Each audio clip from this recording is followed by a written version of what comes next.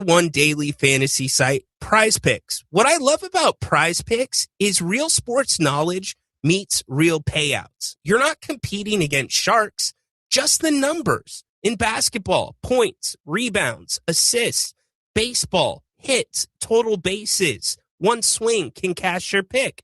Golf fans, birdies, strokes, and round-by-round performance. Every shot counts and every pick matters. It's simple. Choose 2 to 6 players, pick more or less on their stat projection, and let them win the night for you.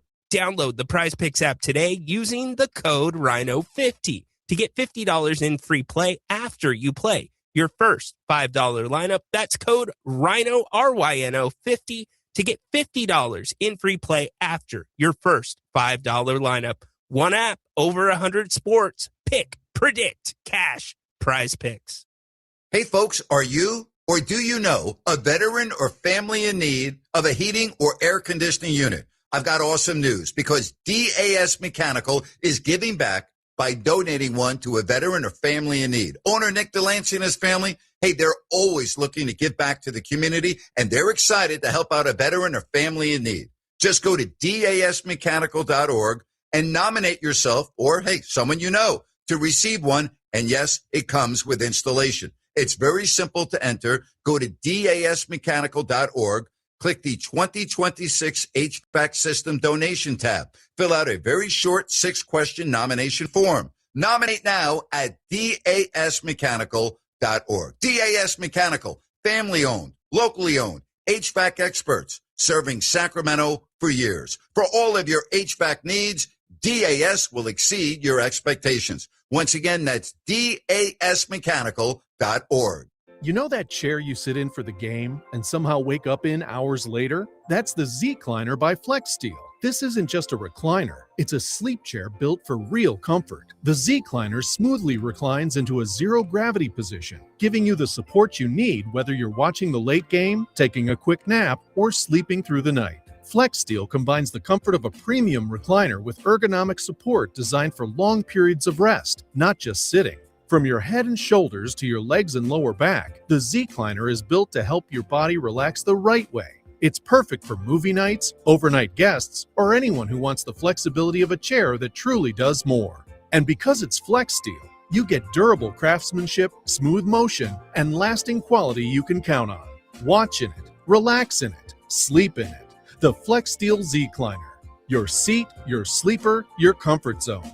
Find it at FlexSteel retailers nationwide at zcliner.com/Dan Patrick. Learn how to make your money matter more. Join Michael Matter every Saturday morning for advice about 401ks, habits for successful retirement, Social Security, and more. The Matter Financial Report, Saturdays at 7 a.m. here on Fox Sports Radio Sacramento. Michael Matter offers investment advisory services through Grading Advisors, LLC, 877-885-0508, an SEC-registered investment advisor. Matter Financial Group is not a registered investment advisor, nor an affiliate of Grading Advisors. Insurance offered through Michael Matter, independent agent.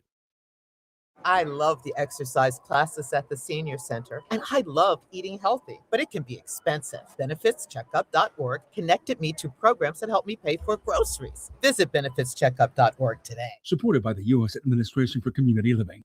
The voice of Sacramento sports is back. Hear Grant Napear every weekday beginning at 3 right here. KSAC 890 AM Olivehurst, K284CM 104.7 FM Sacramento. Hello, Sacramento. Sacktown. And welcome in. Grant Napear. How you been? You know this guy. It's your show. So happy to hear you on the airwaves. 2+ decades on the radio with you. Just the start of an incredible journey. Now he's back on Fox Sports 104.7 FM and 890 AM. 3 to 6 every day, Fox Sports Sacramento. The phone number? 916-779-0929. His name? Grant Napear.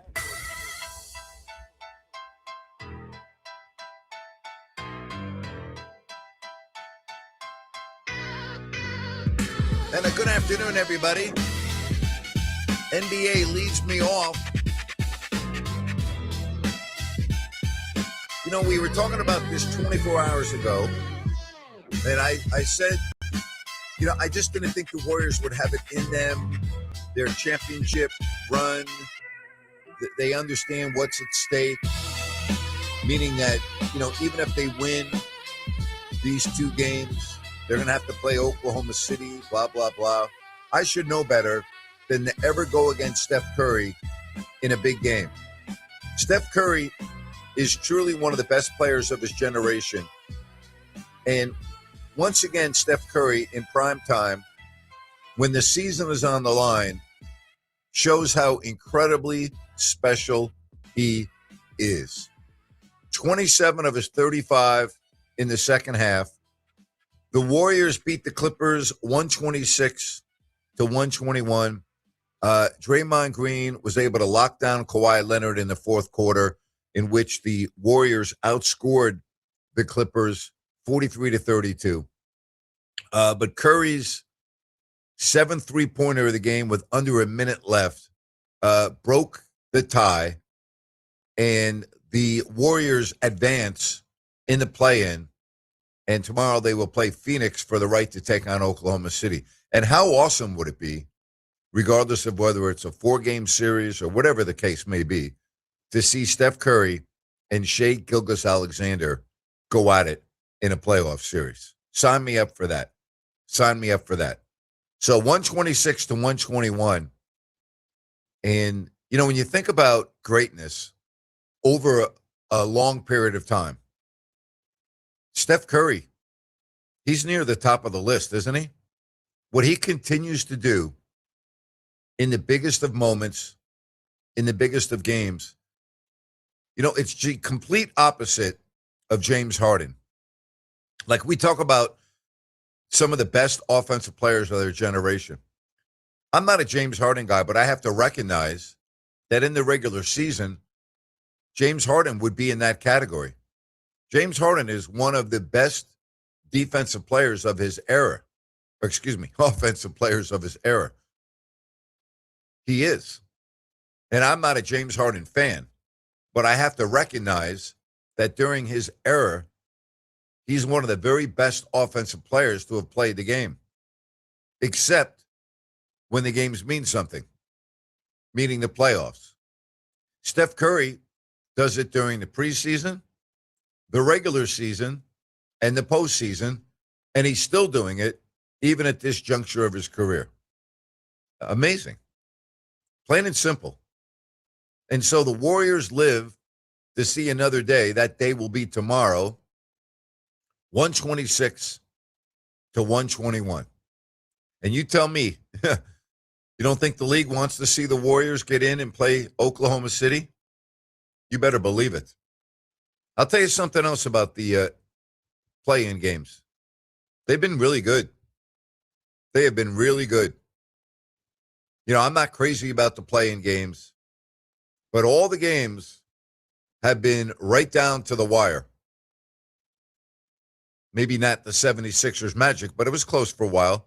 And, well, even late into the fourth, 109-97. And I say that because it has been a year of, to me, bad publicity for the NBA and bad news for the NBA. It's almost like they can't get out of their own way. Like they can't do anything right. And I'm sure you've heard the news by now.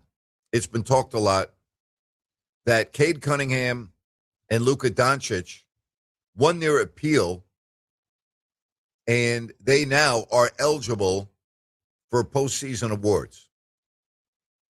The collective bargaining agreement includes I guess it's called extraordinary circumstances. It's a clause. And so the NBA and the NBA Players Association agreed that they can be eligible for postseason awards.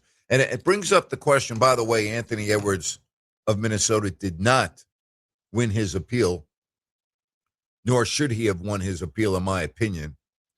But it just once again brings a lot of talk into the NBA of things that are off the court that are questionable. And it goes back to, well, why have a rule if at the end of it all, you can appeal it and now be eligible for the awards. You know, like in Luka Doncic's case, you know, at least I can see it. And the reason why I say that is he missed 2 games to attend the birth of his daughter. See, at least in that situation, I can see it. I can see it. Cade Cunningham had a collapsed lung. But if we're going to have a rule, are we just going to have the rule, or are we going to have exceptions to the rule? And that's what we're dealing with right now. It looks like we're having exceptions to a rule. And so you play all 82 games, and you have 4 really good play-in games with 2 more on tap tomorrow. You have the NBA playoffs round 1 starting on Saturday. And what are we dealing with? What are we dealing with? Off the court news and a story that is really gaining a lot of criticism and a lot of talk in not so positive tones about the NBA. So that's my thought. You know, we'll talk to you about it at 916-779-0929. The Giants win today, and that's, I guess, the only way they can win now is to prevent the other team from scoring as they win 3-0 to salvage a game of that 3-game set against Cincinnati, and now they go to Washington. The A's game has been wild. It's been wild. The A's were trailing going into the 8th inning.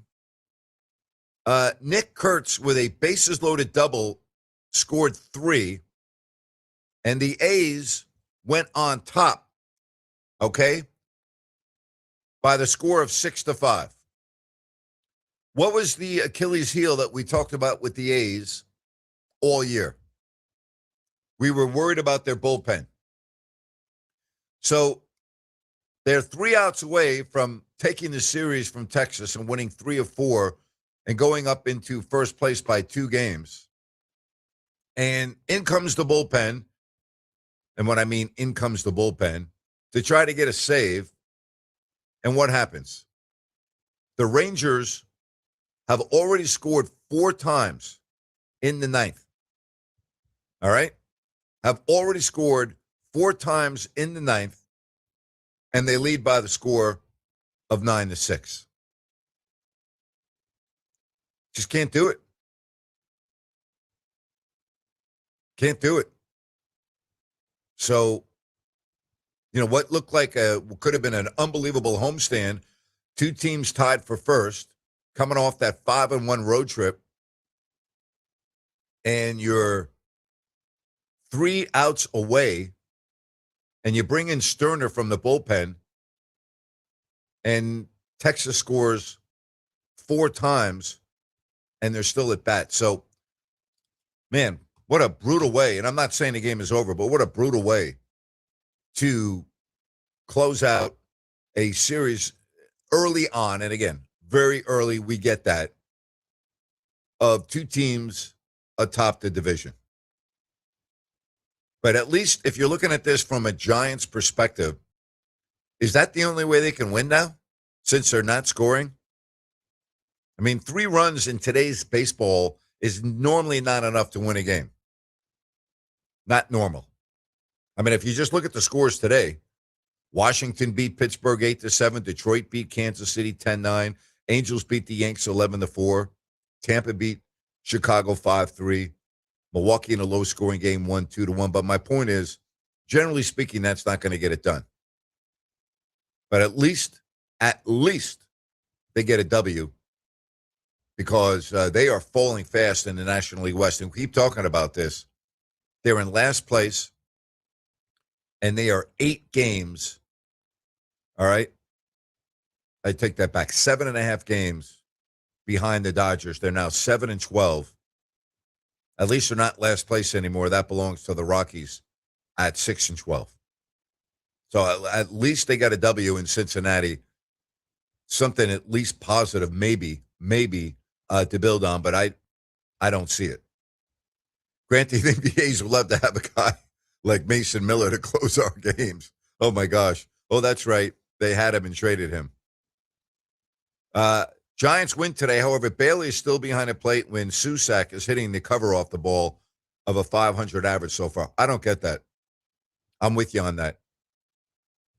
A local product. And what a nice first year he's having. I don't understand that at all. I really don't, especially when you're struggling. Would you please put your best players in the game? I mean, come on. I don't understand it either. I don't understand how he is not in the lineup every single day. And I don't care about salaries. I don't care about anything. This team needs to start winning some games. Plain and simple. They have to win some games. So we've got that. It looks like the Live Golf Tour is going to be able to survive for the rest of this year. There was a lot of talk 24 hours ago that they might not even get the event in this weekend in Mexico City. And now it looks like they've got the season that they're going to be able to play. But, boy, if you're on the Live Golf Tour right now, you got to be thinking to yourself, this is it. You got to be thinking to yourself, this is it. Plain and simple. You must be thinking to yourself, this is probably going to be it. I got to figure out how to get myself back on the PGA Tour. I got to figure out how to navigate my way through this. That's what I'd be doing, that's for sure. We got the next major. We got the PGA, followed by the U.S. Open at Shinnecock Hills, and then the Open Championship in July. And that's it right now. I mean, if you're looking at golf and you're a fan of golf, that's pretty much where we're at. You're looking at the majors, and it's the only time during the year that the best in the world get together. 4 times. And then you saw what happened at the Ryder Cup when it was the best of Europe against the best of the United States. It was like men against boys. So for right now, savor the Masters, the PGA, the U.S. Open, and the Open Championship. Because that's it. 4 tournaments a year is when you get the best of the best. Not anywhere else. Not the Players, not the Palmer Invitational. I mean, we can go on and on. Not Pebble Beach. 4 times. That's what golf has come down to. Golf has come down to, for a lot of fans, not all, 4 events a year. And then maybe the Players, even though they manufacture that into the 5th major, which it's absurd. It's so 4 times. If you're a golf fan, that's it. All right, there is a big event that's going to be coming up in a couple of days, the coin flip, that will determine whether the Kings are 4th or 5th. It does not affect the odds for being able to get the 1st, 2nd, 3rd, or 4th pick. It's the same, but it will affect the odds after that. Okay? So keep that in mind. No matter what you think, you'd rather be 4 than 5. Then you have the lottery on the 10th of May. So we're a little less than a month away from that. And then we'll have a really good idea of the players that will be available depending on where the Kings end up in the lottery. If they're 1, well, that's pretty freaking nice. Even if you're 2, 3, or 4, and I'm going to even say 5, but it seems like everyone is pretty universally, they are agreeing almost 100% the names of the top 4 players. It's pretty universal, right? When you look at all of the publications, when you listen to people that cover college basketball, when you listen to draft experts, the first 4 names that you hear in different orders are the same 4 names. Could that change between now and June? Of course it could. You heard Scott Perry yesterday talk about the process, about getting to know somebody, meeting them, talking to them, that it's not just your basketball ability. You got to have everything else, and you got to get to know the person. And I would agree with that. The Kings cannot afford to take a red flag here. They can't. And for me, and again, I'm not making the decision, but for me, that would eliminate Darren Peterson. I cannot afford in this draft to not have a guy that is going to be a fundamental piece of this franchise. Regardless of what position, I don't care, but the draft pick this year has to be a true building block. Has to be a true building block. Well, it's all over here in Sacramento, in West Sac. The Rangers score four times in the ninth, and they win it by the score of 9-6 after Kurtz got everybody up on their feet in the bottom of the eighth with a 3-run double, and you're thinking, wow, what a homestand. You're up 6-5 going into the ninth, and you give up 4 runs. So the Rangers score 9 runs, 4 in the ninth. They had 2 in the seventh, 1 in the sixth, 1 in the fifth, 1 in the third. The A's got 3 in the fifth, 3 in the eighth. They have 13 hits. So for Texas, 9 runs, 10 hits, no errors. The A's, 6 runs, 13 hits, and an error.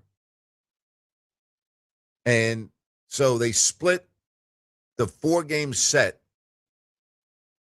And we're right back to where we were at the beginning of this week with the A's and the Rangers tied.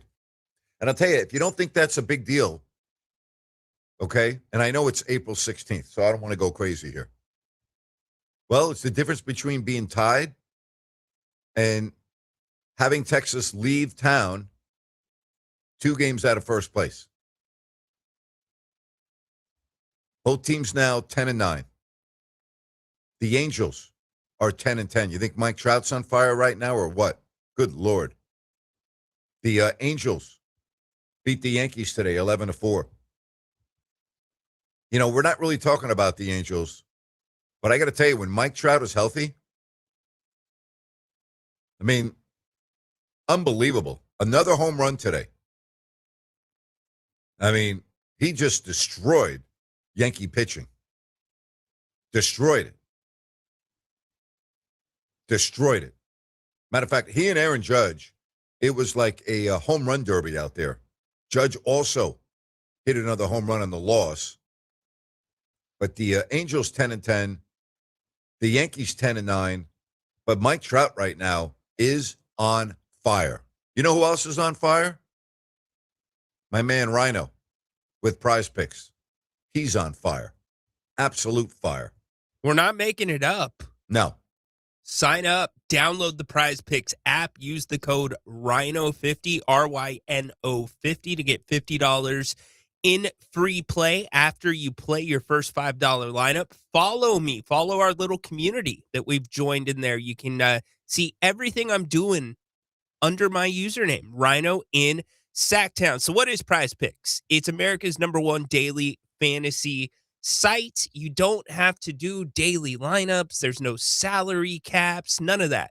You just play off of the numbers. So if you're a baseball person, a golf person, basketball person, all three, you can put them together. It's a great opportunity to have some fun and make some money. You simply choose 2 to 6 players. You choose more or less on their stat predictions. That's it. Let them go to work and do the rest for you. Last night, we hit on the Warriors. We also did miss, actually, on one last night. But we did hit Steph Curry and also John Collins, as we talked about on the show. So thankful for all of you that have already joined me. Come join me on there, Rhino in Sacktown, by downloading the Prize Picks app. Using the code RYNO50 gets you $50 in free play after your first $5 lineup. Win or lose, you get that $50, and I will follow you back, and we can make some money together. So pick, predict, cash, Prize Picks. Love it. 916-779-0929. Give me a call. Use that to text me. as we've got a lot of topics to talk about today right here on Fox Sports Sacramento. The Gold Country Pro Rodeo is back at the Gold Country Fairgrounds in Auburn, May 15th through 17th. Professional bull and bronc riding, racing, and roping by the top cowboys and girls. Get tickets now at GoldCountryProRodeo.com. Sponsored by Auburn Chrysler Dodge Jeep Ram, Black Bear Diner, Green Acres at Isley's, GM Environmental, Foothills Motel, and Tito's Vodka. Get your tickets now at GoldCountryProRodeo.com. Building friendships and bonding with family. It's what people experience during a day out at Golden State Shooting Center. Only moments outside of Sacramento. Golden State Shooting Center is a favorite for those who love the sport of trap, skeet, and sporting clay target shooting. It's also where the California Youth Sport Shooting Association trains and competes. New teams are being formed, and if you've got a son or daughter in high school, they can compete for college scholarships. Learn more at goldenstateshootingcenter.com or call 916-539-8544. Call the good dudes at Gabrudes, G-U-B-R-U-D-S. Homeowners, if you have an electrical project you need done, then you need the good dudes at Gabrudes. Family owned and operated for 30 years, Jay Gabrude and his team are the area's recognized experts for everything electrical, from the very basic like repairs, lighting upgrades, and whole house fans, to the biggies, panel replacements, EV stations, and backup generators. Gabrude's does it all and does it right the first time. They're actually the guys their competition recommends. Gabrude's. Expert, 5-star service, and always transparent, honest prices and solutions. Say goodbye to your electrical issues. Visit Gabrudes.com or call 24/7 and speak with a real live person. Gabrudes. G-U-B-R-U-D-S. Call the good dudes at Gabrudes, G-U-B-R-U-D-S. Gabrudes.com. Remember, always be generous with the nutmeg. Just eyeball it. Okay. Mom's wisdom has served you well, but now it may be your turn to guide her. Hey, I'm worried about Mom. She keeps forgetting her famous sweet potato pie recipe. Some things come with age, sis. And some don't. Knowing the early signs of Alzheimer's in a loved one will help you make the best decisions for your family. Visit 10signs.org to learn the signs. Brought to you by the Alzheimer's Association and the Ad Council. Snakes, zombies, public speaking, the list of fears is endless. But the real danger is in your hand when you're behind the wheel. Distracted driving is what's really scary and even deadly. Eyes forward, don't drive distracted. Brought to you by NHTSA and the Ad Council.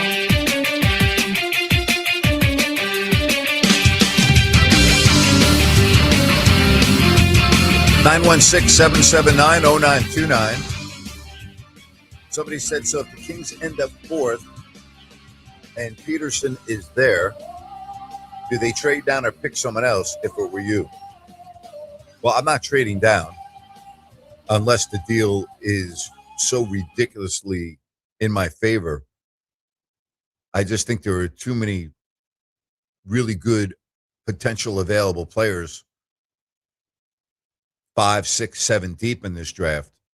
I'm not taking Peterson in this draft. That's just me. That's before I even would get through the interview process.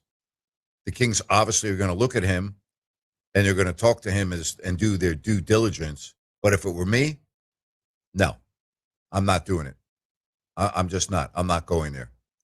Ryan, we talked about the Warriors 24 hours ago and the Clippers. And it's amazing to me when you watch Steph Curry still do what he does at this point in his career. He is truly one of the great players of his era. That's not even debatable. The question is, after you watch him again do what he did last night with another game tomorrow, and you think about all of the great moments that he's had in the biggest of stages, where do we put him on the all-time greatest list of NBA players? Oh, we're going to go there. Well, I mean, we have to because he's towards the end of his career. Yeah. And he's still a superstar. Okay. He's still the best player on the floor. He's still great. And he's a difference maker. He's a game changer. Okay. So when we look at the greatest players of all time and you evaluate them, you can make a little side list on players that you would consider that have changed not only their position, but another position without playing it. So a Magic Johnson, perhaps, who is a bigger guy that plays point guard, right? Yep. How about a LeBron James, who can pretty much play every position? Steph Curry is near the top of the list because Steph Curry really changed the whole game in terms of the three ball. Sure, And he did. Also really changed where you've got centers and other guys out shooting the three ball. So he's there. I think Steph Curry definitely top 10, Grant. I don't know if he cracks the top 5. If he does, it's probably towards the latter end of the top 5, but he's in the conversation. Do you think there's ever been a player that has had a bigger impact in regards to how the game is played than Steph Curry? Now, I know we're asking you and our listeners to go back probably in an era before they were born and would not have reference, but you think about the players, the Wilt Chamberlains of the world, okay, or players that have had a significant impact in the way the game was played. Is there anybody that's had a more significant impact? He changed the way the game is played, not only in the NBA, but around the world, or at least in this country, beginning in grade school, all the way up through AAU, the way we watch college basketball. What did we see in the NCAA championship game, right? Even though the shots were terrible, they were a high volume of threes, especially by UConn. Yeah. The NBA is now a three-point shooting league, and it wasn't like that until Steph Curry walked onto the floor. 100%. Yeah, I mean, he's probably at the top of the list in my lifetime. If we're going to go all time, I would really have to think about it for the reasons you mentioned.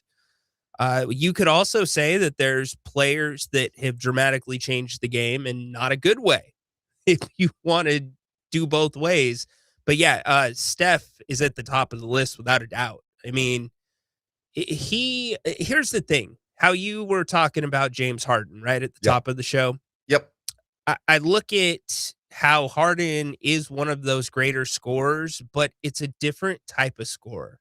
He's a scorer that's an ISO guy. Steph Curry is not an ISO guy. Steph Curry is using his entire team, the give and goes, the multiple screens, the slide behinds, the dips, the flare screens. And that's that 5-man basketball that only, I would say, a handful of teams have ever been able to capture the chemistry. And it's largely part to the way that Steph plays the game, in addition to shooting the three ball as well. So to me, that even puts him up higher when you can create that kind of chemistry within a club. Tell me the league is not secretly hoping like heck that Golden State wins that game tomorrow and you have Curry and SGA in a series. That would be great. I mean, I think also Steph and Draymond, they're not dumb. They know what this is. This is the end of the run of what they've done. You know, they're going to go out kicking and screaming. They're not going to be an easy out, as we talked about yesterday. So could they get past Phoenix? Sure. Are they going to get past OKC? No. But to see Steph to go up against that team, oh boy, it would be beautiful. Yeah, and the other story in the NBA was LaMelo Ball and Bam Adebayo. And LaMelo Ball just fined a flagrant one, which doesn't mean anything. So he's going to be playing tomorrow. But he made it very clear. I thought he got an increase. It was $35,000. Yes, so what? So he said in his post-game press conference. So what? Let's prize picks in one night. Anyways, go ahead. Yeah, thank you. Pretty much. He said in his post-game press conference that he was going to apologize to Bam. Bam today said in their exit interviews, he hasn't heard from LaMelo Ball. You know what? Again, it's just cheap. It's nonsense. If you're going to say something, go out and do it. All right. You said I'm going to talk to him. I'm going to check on him and let him know, man, that I'm sorry. right? That I didn't mean that, blah, blah, blah. And it hasn't happened. Well, what are you waiting for? Well, I mean, I would say it's cheap by saying that on the podium. That's just something that you do. And if it comes out that you went out and you checked on him, great. It is what it is. I'm not going to get down on all the balls. I am not high on their dad. And I don't know if you saw his reaction that was posted online. I did not. What was it? Just very, it's how we get down. That's how our boys are taught to play. Yeah, it's embarrassing. He's an idiot. He is an idiot. Yeah, he's a moron. Calling the media clowns and whatnot. He is a moron. So, yeah, I mean, you do have to take into account what he's grown up around in that environment. Somebody on the chat line, Draymond Green was spectacular last night. It just goes to show you the impact of what a defensive player can do for you in this day and age of offensive basketball. Yeah, if you want to talk about 94 feet, why don't you just print 94 feet on the back of Gary Payton III's jersey? That's what 94 feet is. He changed the game as well, Grant. He was up in their grills. And you know what's so crazy about that game is the Clippers were in the penalty in the fourth quarter at the 9-minute mark. Yep. Here's a great text. Not to be rude, but I feel Curry's game has diminished the game. I don't disagree with you on that. It's changed the game, in my opinion, not for the better in the sense of the true essence of basketball. It has certainly improved the game for the popularity of the game, TV dollars, the intake of money that goes into the league. It's increased all of that. And it's clearly made the game popular. It's transcended the way the game is played really across the world. And particularly here in this country, I'm not saying it's for the better and it's for the best. I have trouble personally watching a lot of basketball on a nightly basis. So it's a very good question and a very good point. It's not a question. It's a point that you made. And there's a lot of truth to that. Ryan? Agree or disagree? I disagree. You can't. Okay. If you want to pin rest management and the way Steve Kerr does that in it being how it's changed the game, that's fair. But Steph Curry's game going back to Davidson, going back to high school is the 3-ball. That's not Steve Kerr's game. You know, Steve has done some stuff within that system, but largely that group that has been together, the group that won the championships, that's a kind of roll the ball out there and go do what you need to do, because they are the definition, just like I kind of think the Sacramento Kings in 01-02 were a little bit of that framework that you learn how to play instead of running a play. And that's why it's so rare to capture that. Well, it's only Thursday, so we still have room for a new moron of the week. But the moron of the week is the 916 text that said Rick Barry was a far better and more complete warrior than Steph. Did Steph sweep the defending champs in a final? Parentheses, bullets? No. But Barry's team did with a rookie center. So you're telling me, because Rick Barry, who, by the way, was a great player, swept a team in the finals, that he's a far better warrior than Steph Curry? Interesting. So all of the championship rings that Curry has, they're not as important to you because he didn't sweep a team in the finals? Are we really having this conversation? Again, you are the leader in the clubhouse for the moron of the week. Congratulations. 916-779-0929. I mean, by a stroke, a couple of strokes. Well out in it's Secretariat coming down the home stretch at Belmont. How about this one, Grant? 916 again. Steph Curry regularly kicks his leg out. Borderline flopper. Same. Top It's 10. the same one. I know. Again, we're talking about because of both of those text messages from the same person. They are so far out in front, I don't even think it's possible to catch him tomorrow. Oh, yeah. We should have an award for the moron of the week. You know what? Every village has an idiot. You might as well celebrate them. Yes. Yeah. Guess what's going on next week? There's a little small event called the NFL Draft. And I am really looking forward to getting into this at the beginning of next week. And the reason is obvious. It's the National Football League.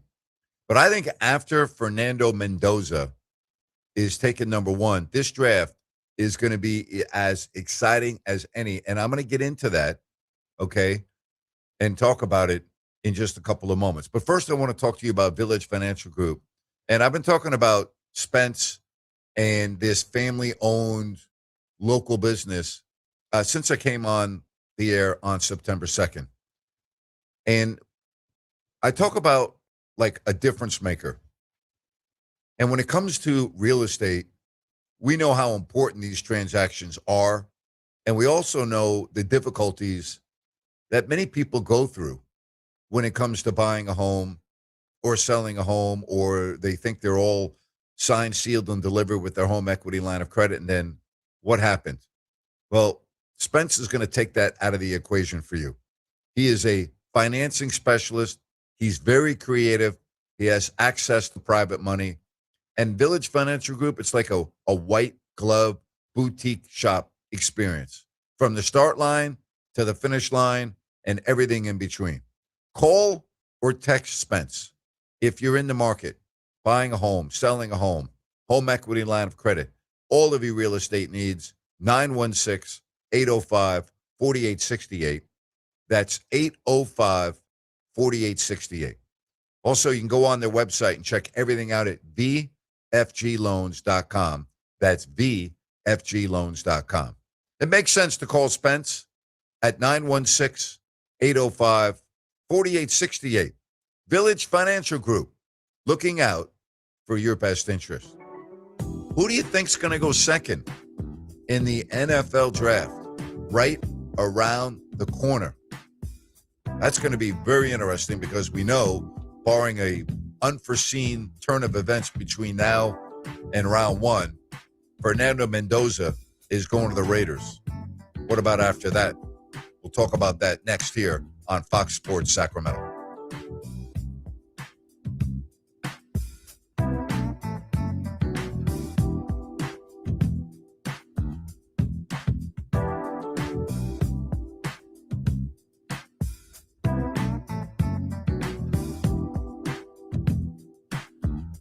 Spring is in the air, and Alev's long-lasting pain relief is here to keep you moving. The days are longer and the flowers are blooming. Whether it's gardening, yard work, or just spending more time outdoors, spring is a way of getting us moving despite any body pain. That's where Aleve can keep you going. With just one dose, Aleve gives you long-lasting body pain relief for up to 12 hours. From sunup to sundown, Aleve's got your back. Try Aleve. Use as directed for minor aches and pains. Listen up, guys. Are you experiencing any of the following? Fatigue, less drive, poor performance? If so, you may be one of the nearly 30 million men in the U.S. today dealing with ED. But did you know you don't have to pay hundreds for a prescription anymore? And you don't have to deal with the hassle of seeing the doctor or the embarrassment of going to the pharmacy for a certain pill. Now, with one free call, you can find out how Herbal Virility Max can help you feel like a man again. For over a decade, Herbal Virility Max has helped guys just like you put a smile back on their face with improved performance and drive. Call today and ask about our buy one, get one free offer. 800-690-8445. 800-690-8445. 800-690-8445. That's 800-690-8445. It's Rhino inviting you to join me on America's #1 daily fantasy site, Prize Picks. What I love about Prize Picks is real sports knowledge meets real payouts. You're not competing against sharks, just the numbers. In basketball, points, rebounds, assists, baseball, hits, total bases. One swing can cash your pick. Golf fans, birdies, strokes, and round-by-round performance. Every shot counts and every pick matters. It's simple. Choose 2 to 6 players, pick more or less on their stat projection, and let them win the night for you. Download the Prize Picks app today using the code Rhino50 to get $50 in free play after you play your first $5 lineup. That's code Rhino, RYNO 50 to get $50 in free play after your first $5 lineup. One app, over 100 sports. Pick, predict, cash, Prize Picks. You served behind the desk. You served in combat. You did 4 years and got out. You were drafted. You gave 20 years. You gave exactly what your country needed. You are a veteran. You are a veteran. You are a veteran, and you deserve support. If you're struggling with life after service, don't wait. Reach out. Find resources at va.gov/reach. Brought to you by the United States Department of Veterans Affairs and the Ad Council. Wouldn't it be great if life came with a remote control? You know, you could hit pause when you needed to, or hit rewind. Like that time you knocked down that wasp's nest. Uh-oh. Or that time you forgot to roll up your windows in the car wash. Fantastic. Yeah, a remote control would have come in handy then. Well, life doesn't always give you time to change the outcome, but prediabetes does. With early diagnosis and a few healthy changes like managing your weight, getting active, stopping smoking, and eating healthier, you can stop prediabetes before it leads to type 2 diabetes. It's easy to learn your risk. Take the 1-minute test today at doihaveprediabetes.org. Life doesn't come with a remote control. Yikes! So you're on your own with the wasps. You have the power to take control of prediabetes. Visit doihaveprediabetes.org today. That's doihaveprediabetes.org. Brought to you by the Ad Council and its prediabetes awareness partners.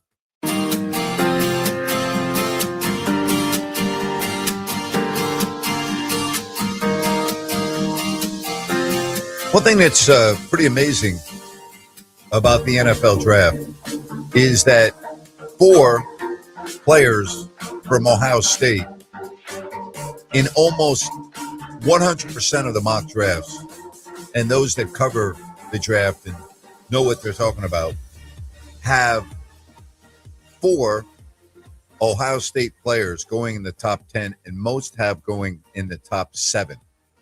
I mean, that's pretty amazing. Of course, they didn't win the national championship. That was Indiana. But we know that Fernando Mendoza is going number 1 of the Raiders, okay? So the draft this year starts at number 2, and that would be the New York Jets. And the Jets need so much help. But in all likelihood, they're going to go defense here with a David Bailey, the outstanding linebacker from Texas Tech, or Arvell Reese, a same position from Ohio State. And I think it's a coin flip between those two. But let's say that the Jets take Bailey, all right, at number 2. Then at that point, I don't see Arizona passing on Reese. Now, the real key in the top 5 is the name Jeremiah Love, the outstanding running back out of Notre Dame. Does Tennessee take Love and pair him with Cam Ward and Robert Saleh and Brian Dable? Okay. Is he going to go in the top 5? Because I don't think the Giants would take him at number 5. They have too many other needs. So if Jeremiah Love does not go 4 to Tennessee, how far will he drop? Okay? Because I think Dallas is going to go defense. I think they're going to take, again, middle linebacker Sonny Styles out of Ohio State. The key with the Styles is I can see the Giants taking him at number 5. And the Giants are going to be in a situation where they're going to either take, assuming that Love goes to Tennessee and not Downs and not Styles, they're going to take either Caleb Downs, the safety out of Ohio State, or Styles, who would fit right in and be the team's middle linebacker. Both are big needs in New York with the Giants. In that, you've got go ahead. Yeah, in that division, what do you think's more important? Downs at safety or the linebacker? It depends on your pass rush. I'm always a belief that if you have a solid pass rush, then I want a linebacker. I'm closer to the line of scrimmage. I'm a closer to the line of scrimmage guy. That's how I've always build my defense. Is the back end important? Well, obviously it's very important. The rule changes and the way the game is played now, I need my front seven. That's where I'm building. I'm starting at the line of scrimmage and I'm moving to my linebackers and then my secondary. I'm a big believer in your best players have to be closer to the line of scrimmage. So if it were me, I'm taking Styles, my middle linebacker, as opposed to Downs. I take it you're going the other way, correct? Yeah, I just like what John Harbaugh has done with some safeties in that defense. And Caleb Downs looks like a difference maker in that defensive backfield. He can cover a ton of ground, and Grant, he hits like a Mack truck. Yep. So it's just, I guess, how does New York want to play? But yeah, I don't disagree with you. When we talk about building a team, we always talk about the line out. So be interesting to see how they evaluate those two. And they have speaking of Ohio State, they had an outstanding wide receiver in Carnell Tate, who in all likelihood is going to go in the first 6, 7, or 8 picks. I do not want the Giants to take a wide receiver. They need a defensive player if they're not going to go offensive line. And I think that there are too many, I'm going to use the term, Ryan, which you can get a mistake. I think there are too many difference makers on the defensive side of the ball. They're going to be available at number 5, whether it is Styles, whether it is, as we were just talking about, Caleb Downs. I just think you're going to have a difficult time not taking one of those two. I think this draft starts at number 2, but more importantly, I think the biggest key early on in this draft is going to be when Jeremiah Love's name is going to be called. You're spot on. Yeah, absolutely. I guess my question is, if you are a team that wants Jeremiah Love and there's those difference makers that could be a few picks back, could the Giants look to fall back? I don't think so. I just don't think running back is their pressing need, especially with the way the game is played, especially with the quarterback in Jackson Dart now, with Scadaboo supposed to be back, although I can't put any confidence in him staying on the field. So, if I'm the Giants, personally, this is just me, I'm not making moves that would prevent me from taking a running back because I have Cam Scadaboo, because as much as I love watching a guy play, and he's from Rio Linda, and we're big fans of his in this market, his longevity, he's got a very short shell life, in my opinion. I don't think he does. I do. He's played in, you know what? Chris Landry talked about this, I believe, or Joe Davidson as well. He's played that way his entire career. Which makes it even more so that he's going to have a shorter shell life. I mean, he's still a human being. It's not like he has robotics in his body. No, I understand that, but I don't think he takes some of the same hits that, and the leg injury or the ankle injury was kind of a freak thing. Yeah, sure. His center of gravity is so low, Grant, that he's not going to take as many of those massive hits. He's harder to tag. Okay, I will just say this. I've been watching the NFL since 1962. I can't name a player that runs the way Cam Scadaboo runs that has had a long career. Define long, because I could say Danny Woodhead, I could say Kamara, I could say Sproles from San Diego. Sproles and Kamara I don't put in the same category of the way you're right. Scadaboo You're runs. right. Not as powerful. They're different. Yeah. I agree with you. He delivers more punishment than he takes on, but I just am looking at the NFL players at that position and their effectiveness after a couple of years with how they run. And I'm just, as much as I love watching it and as much fun as it is, I personally would not take a running back because I said on my depth chart I have Cam Scatterbo. I'm not doing it. If I'm the Giants right now, and I love Jeremiah Love, like if he's the guy, I'm taking him. I don't care if I have Cam Scatterbo. But with that said, I think if Arvell Reese were on the board at number 5, I'm taking him number 1. Okay. And again, this is just me. I'm taking Styles number 2, and I'm taking Caleb Downs number 3. Now, if you told me right now, as a fan of that team, that I would have one of those 3 players, I would be very, very happy.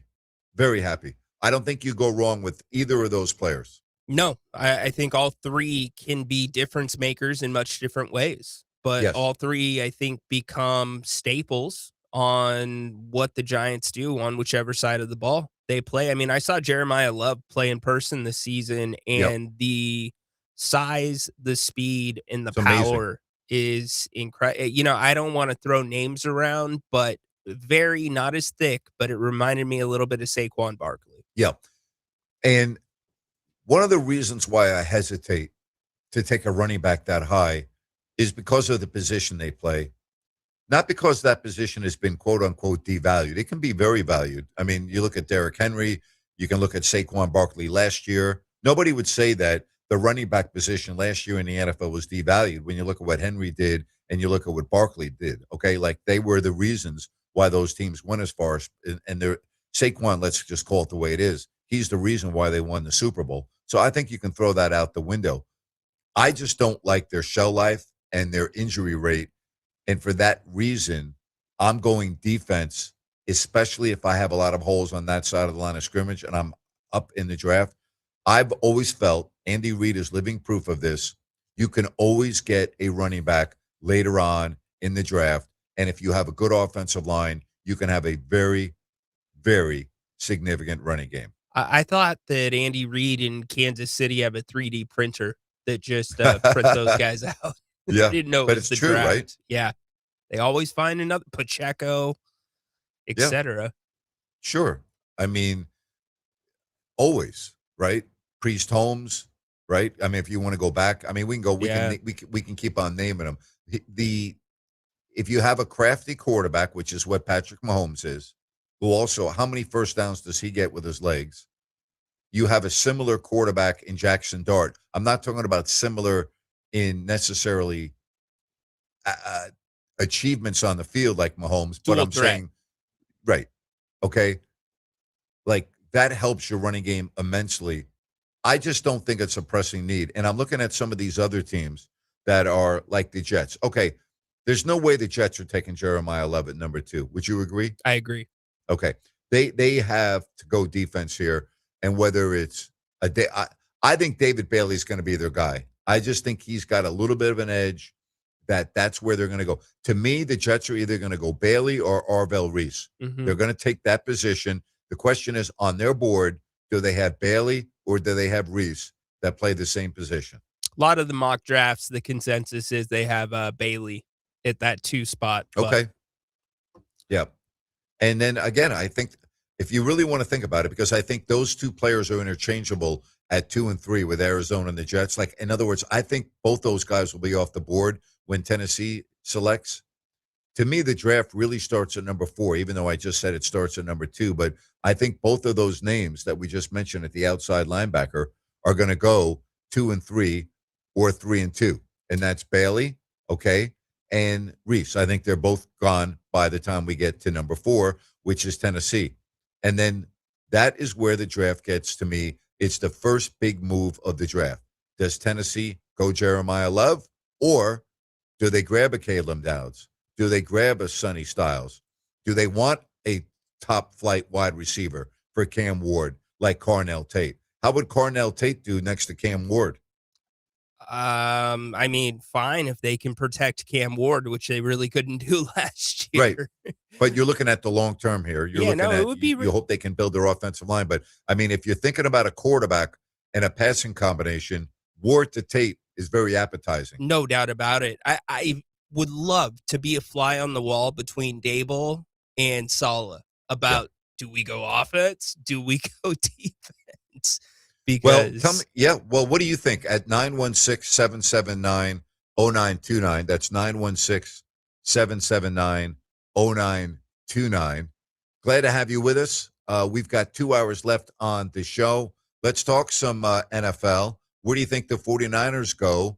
And then what do the Raiders do once they take their quarterback? Where is the rest of their draft? And how is that looking? So I love talking NFL. You can talk about it 12 months out of the year. And we've got the baseball story. The Giants win today in their finale in Cincinnati. The A's blow the game against Texas, giving up 4 in the 9th after taking the lead in the bottom of the 8th on a 3-run double by Nick Kurtz. Their bullpen can't hold the fort, and they lose to Texas to split that 4-game set. 916-779-0929. Hour 2 straight ahead on Fox Sports Sacramento. This is Kurt Bagelman. Does your business need more customers? If you said no, congratulations. If you said yes, then you need to consider advertising your products and services. People need to know you exist, and then why your business is worth considering to spend their money with. You also need to advertise to the right audience. For example, Sports Talk listeners have disposable income. They own homes, they're employed, and they earn 6-figure incomes. And importantly, Sports Talk listeners listen longer, so your advertising message has more opportunity to be heard. Does your business need more customers? If the answer is yes, then give me a call to schedule a conversation. We'll discuss your objectives, talk about potential strategies, and also determine if Fox Sports Radio is a good station for you to consider. Call me, 916-779-0914. Radio gets results, and we are here to help. Call 916-779-0914. Have you ever tried to buy gold and silver and felt like you were talking to a used car salesman? That's because the precious metals industry is like the Wild West. Salesmen can say pretty much anything or make any promise they want without repercussion. But Genesis Gold Group is different. They're a faith-driven Christian precious metals company and believe in educating their customers, not pressuring them for a quick sale. Genesis Gold Group focuses on customer service, not sleazy marketing. Genesis Gold Group is named after the first book of the Bible for a reason. Proper stewardship of wealth is their specialty. Find out why they've earned a 5 out of 5 rating through the Better Business Bureau and how they can help you secure your wealth or retirement through physical precious metals. Call right now to learn more. 800-497-8464. 800-497-8464. 800-497-8464. That's 800-497-8464. You've been saying you're going to pay better attention to your home's honeydews. Check one off your list right now by calling Gabrud Services to schedule a 12-point inspection of your home's electrical system. The safe rule of thumb is every 5 years for an inspection. If it's been 5 years or more, call Gabrud's now. A qualified technician will provide a thorough inspection of the electrical system to ensure it's safe or alert you to potential problems. At Gabrud's, electrical work is all we do. We are the area's recognized experts for anything electrical, and our number one priority is ensuring your home and family are safe. You've been saying you'll pay better attention to your home. Stop saying it. Make the call to Gabrud's. Talk with a real person and schedule your 12-point inspection today. Gabrud's, locally owned for more than 30 years. G-U-B-R-U-D-S. Call the good dudes at Gabrud's. G-U-B-R-U-D-S. Gabrud's.com. It's the All Things Legal Show, heard every Saturday morning from 8 to 9. Join your host, Craig Ashton, with an entertaining and eclectic view of all things legal. Saturday mornings from 8 to 9. Remember, for the best advice, don't think twice. Call Ashton and Price.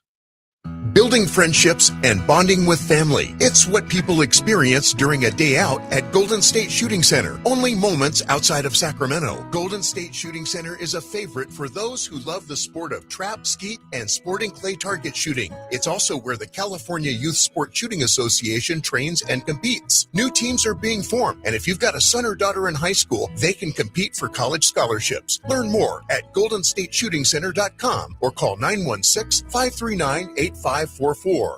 My retired friends are going back to work. I'm worried Social Security won't be enough. BenefitsCheckup.org connected me to $1,000 a month for food and medicine. It's free. Visit BenefitsCheckup.org today. Supported by the U.S. Administration for Community Living. Tell your friends. Grant's back. Grant Napear is back on the Sacramento airwaves right here. KSAC 890 AM Olivehurst. K284 CM 104.7 FM Sacramento.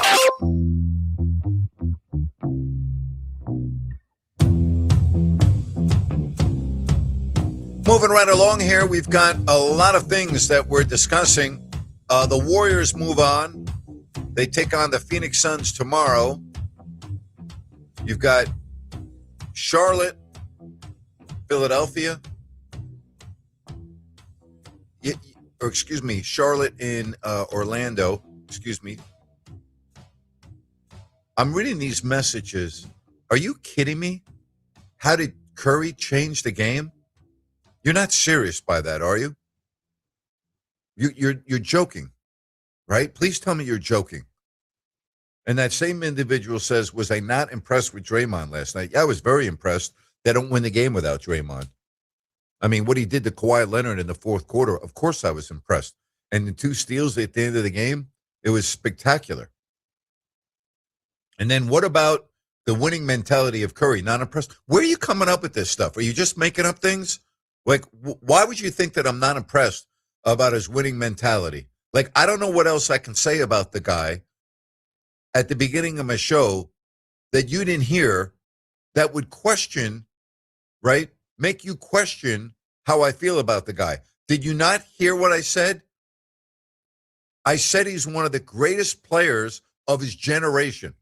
Do you think you can be a great player of your generation if I'm not impressed with his mentality of winning? Like, how would that happen?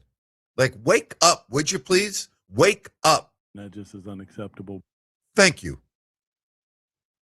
How about that, Ryan? How did Curry change the game? Are we really serious?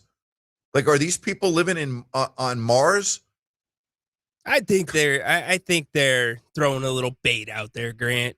You know. Wow. Maybe a little bait to get us going. Well, it got me going. Stupidity. There you go. Amazing. All right. So we talk about bad losses at the beginning of a season, right? Yes. That was a really bad loss this afternoon for the A's after Nick Kurtz clears the bases in the bottom of the 8th with a 3-run double, and you're up 6-5 going into the 9th. You're 3 outs away from winning 3 of 4 and having a 2-game lead in the American League West, okay? And instead, the Rangers score 4 in their half of the 9th. The A's get the lead man on, ground into a double play, and then that's it. And they lose 9-6. So instead of being 2 up in the American League West, we're right back to where we started. It's a brutal way to lose, but I don't think it's an awful loss. It's an awful loss if that's in August. It's so early in the season. Yep. You know? But you have a momentum. You just went 5-1 on the road trip. You're playing for both you and the team you're playing are tied early on in the division. Yeah. And you've got a chance now to give a little bit of, just a feel-good moment here at home where they didn't play great last year. Like, all of those things factor into it. Yeah, I hear. That can be one of those things that sends you down 2 different roads. Yep. I got you. So, but it was really an entertaining series, was it not? Other than the first game in which the A's lost badly, 8-1. Severino gave up 3 in the first, and then I think they gave up 4 in the second, and before you know it, the game is over. That was a heck of a series between the A's and the Rangers. They need to adjust Severino's pitching schedule to be on road games only. Yeah. No pitching at Sutter Home Park. All right, so now the White Sox come in, and boy, they're terrible. I don't think they're as bad as they've been, but yeah. So we'll see. Again, you're right. You play 162. You're going to have games like this that you lose that you probably feel like you should have won, and vice versa. But you got a White Sox team that comes in They're 6-13. They've lost 3 in a row, ain't 8 of 10.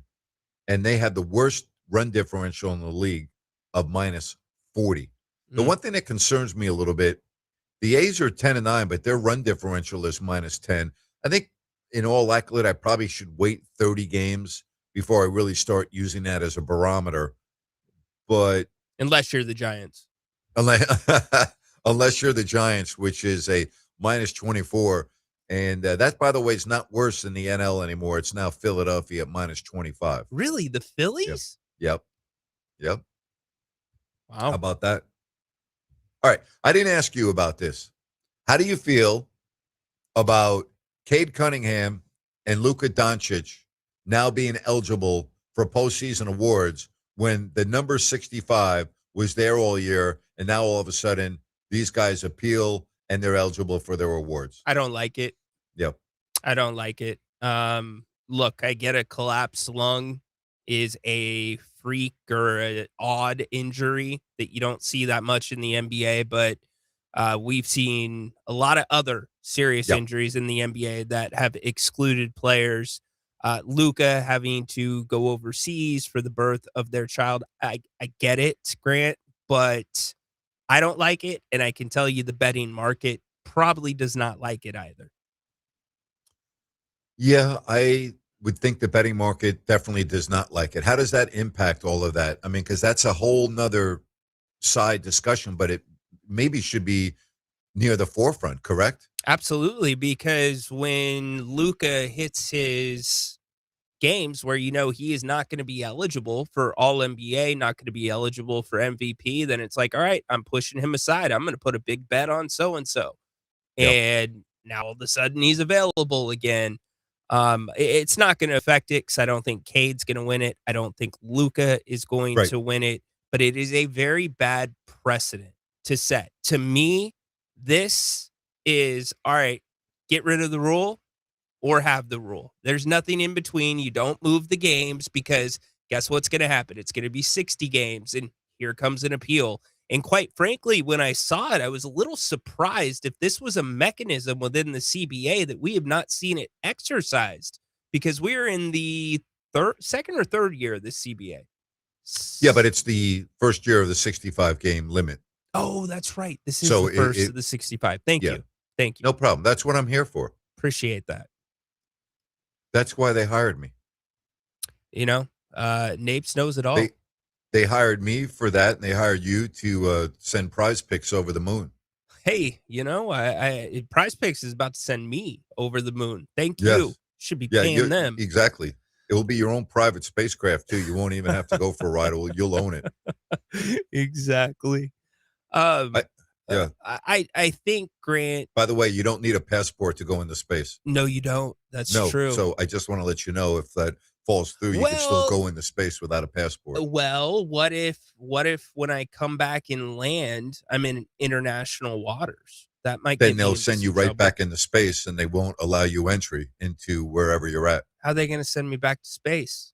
Well, that's up to you. You're going to have to figure it out. My grandma Bo would have said with a knuckle sandwich, but yeah. Anyways, if you're going to change, let me ask you this. If you're going to change the rules around tanking, we saw those 3 organic chemistry, poli-sci calculus 371 ideas. You needed that education to understand them. Do you take away the 65-game rule, or are we keeping this? I think you have to keep it. Okay. I think you have to keep it, but do we now lower it to 60? Is that all right, so let's round it off to 80. Okay. Let's instead of 82, let's just keep the math simple. So let's go to 80 games, right?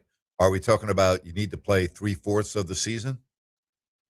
Yes, because here's the thing. It made guys still play. There were games down the stretch Jokic wouldn't have probably played. There was games Wemby probably wouldn't have played. It got them on the court. So the rule is working, but what's the exemption now? I guess what qualifies as an exemption? Who's going to be the MVP? SGA. Yep, I agree. The anonymous players poll that came out about a week ago, 39%, that was the highest vote, had SGA there as well. Okay.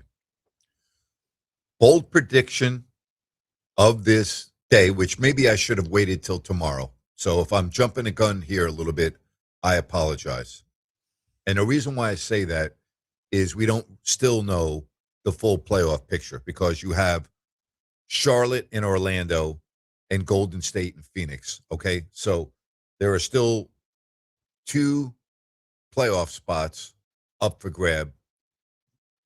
But I'm not picking the winner of those games to make it past the first round. So I'm sure you're in agreement. Give me the upset in the first round. Toronto at Cleveland, Minnesota at Denver, Atlanta, New York, Houston, Los Angeles. Let's assume, all right, and by the way, you got Philly at Boston. Let's assume that Oklahoma City and Detroit will beat whomever they play, and Portland plays at San Antonio. So Portland at San Antonio, Detroit at home, Oklahoma City at home to be determined, Philly at Boston, Houston, LA, Lakers, Atlanta, the Knicks, Minnesota, Denver, Toronto, Cleveland. Now, by the numbers, Houston a lower seed than the Lakers. I don't think there's any way they don't beat the Lakers. Do you agree or disagree? I agree. Okay.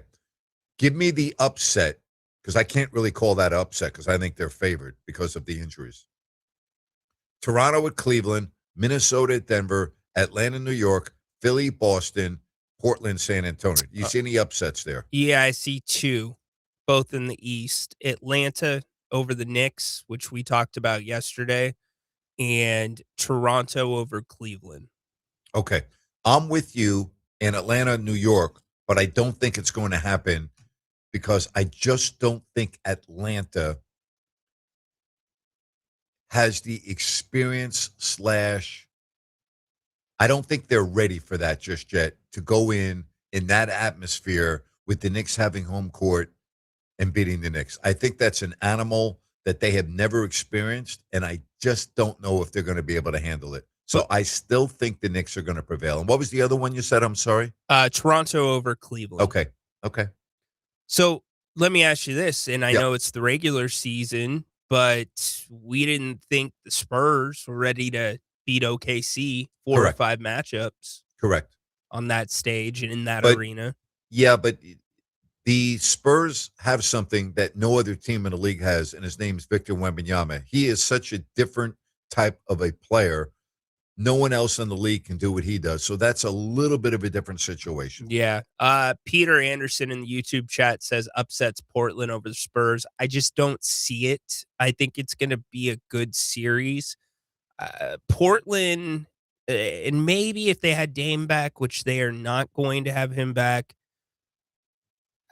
Advia, they will find a way to take away Advia or contain him to a degree. He's going to get his at some point. I just don't see Portland shooting the deep ball as well as they did. And Klingon, for as good as he is around the rim, he is equally as bad out on the perimeter and in the mid-range on the defensive end, and he's going to get pushed out of that key. You can't, Grant, you know this because you watched it the other night here in Sacramento or in Portland when Max Reynaud started the game and he hit 2 or 3 triples because Klingon was not coming out. Klingon can't do that against the Spurs. Nope. So that's going to be a tough thing. Here's a really good text, and it's worth discussing. Grant, if I'm not mistaken, aren't the MVP votes due by the end of the regular season? If that's the case, I doubt any votes went towards Luka. I believe Luka and Cade winning their appeal is more for first and second teams. 100% correct. It's a contractual deal as it relates to being first, second, and third all NBA teams, and it is worth millions and millions of dollars for players that are then in a different category. So you're 100% correct. But I believe the article in ESPN said that they held off on sending ballots out until this was decided and adjudicated. If that's the case, then I'm mistaken. But yes, generally your votes are due at the end of the regular season, and there's always a deadline, because I used to be one of the individuals that voted on postseason awards. Let me clear that up for you. Yep. I'll look it up really quick. Yep. I wonder how that would factor into the overall voting, because some people are going to vote for Luka. I don't think there's any doubt about that. Okay, so the ballots should be sent out sometime Thursday and will be due back to the NBA on Friday. The usual rollout of end of the season awards will begin later this month. So it looks like they did. So it actually says it right here. These cases being adjudicated has held up the usual end of the season voting process for awards, as the NBA was waiting to have the list of players eligible for awards firmed up. Fair enough. All right, so let's get to some predictions. The games tomorrow. The 8th seed up for grabs. Let's start in the East. I think Charlotte's going to beat Orlando. What about you? Hands down. Hands down? Hands down. Too much momentum. Orlando, it's just not there, Grant. And they're playing in Charlotte, correct? No, they're playing at Orlando. Oh, they are in Orlando. In the world of Disney. Oh, I thought they were in Charlotte again. Charlotte at Orlando. I still like Charlotte. How about you? I do too. And I like Golden State to beat Phoenix. Really? That game's in Phoenix. Yeah, because how can I go against Steph Curry? I said the same thing yesterday. You're right. I got to go. And Draymond Green's defense was great. So, put him on. I mean, you've got Dylan Brooks, you got Jalen Green, you got Devin Booker, right? Bold prediction of the day. Draymond Green or Dylan Brooks will be ejected from the game. I think that Draymond Green will be ejected. Well, I'll tell you this. The team that's losing, that looks like their season's over, that team's Dylan Brooks or Draymond will be ejected. All right. What do you think? Yeah, I do think there will be an ejection there. They really put the lockdown on Colin Gillespie last game, and Devin Booker, he had a decent game, not a big game. I just don't see you getting the same effort in Phoenix from Jalen Green tomorrow. Time for a break. When we come back, I'm going to tell you about the best move made by a professional franchise this year. That's coming up next on Fox Sports Sacramento. We are Call the good dudes at Gabrudes, G-U-B-R-U-D-S. Homeowners, if you have an electrical project you need done, then you need the good dudes at Gabrudes. Family owned and operated for 30 years, Jay Gabrude and his team are the area's recognized experts for everything electrical, from the very basic like repairs, lighting upgrades, and whole house fans, to the biggies, panel replacements, EV stations, and backup generators. Gabrude's does it all and does it right the first time. They're actually the guys their competition recommends. Gabrude's, expert, 5-star service, and always transparent, honest prices and solutions. Say goodbye to your electrical issues. Visit Gabrudes.com or call 24/7 and speak with a real live person. Gabrudes, G-U-B-R-U-D-S. Call the good dudes at Gabrudes, G-U-B-R-U-D-S. Gabrudes.com. Spring is here, so check your tires. When your vehicle needs the best, get Firestone Firehawks. They are built on years of racing heritage and are designed with the latest in tire technology. This month, save $100 on a set of 4 Firestone Firehawks. They provide the confidence and comfort you've come to expect from Firestone. Race into Expert Tires and Brakes, 5810 Auburn Boulevard, and find the set that's right for you. Whatever you drive, drive a Firestone. Available at Expert Tires and Brakes, 5810 Auburn Boulevard.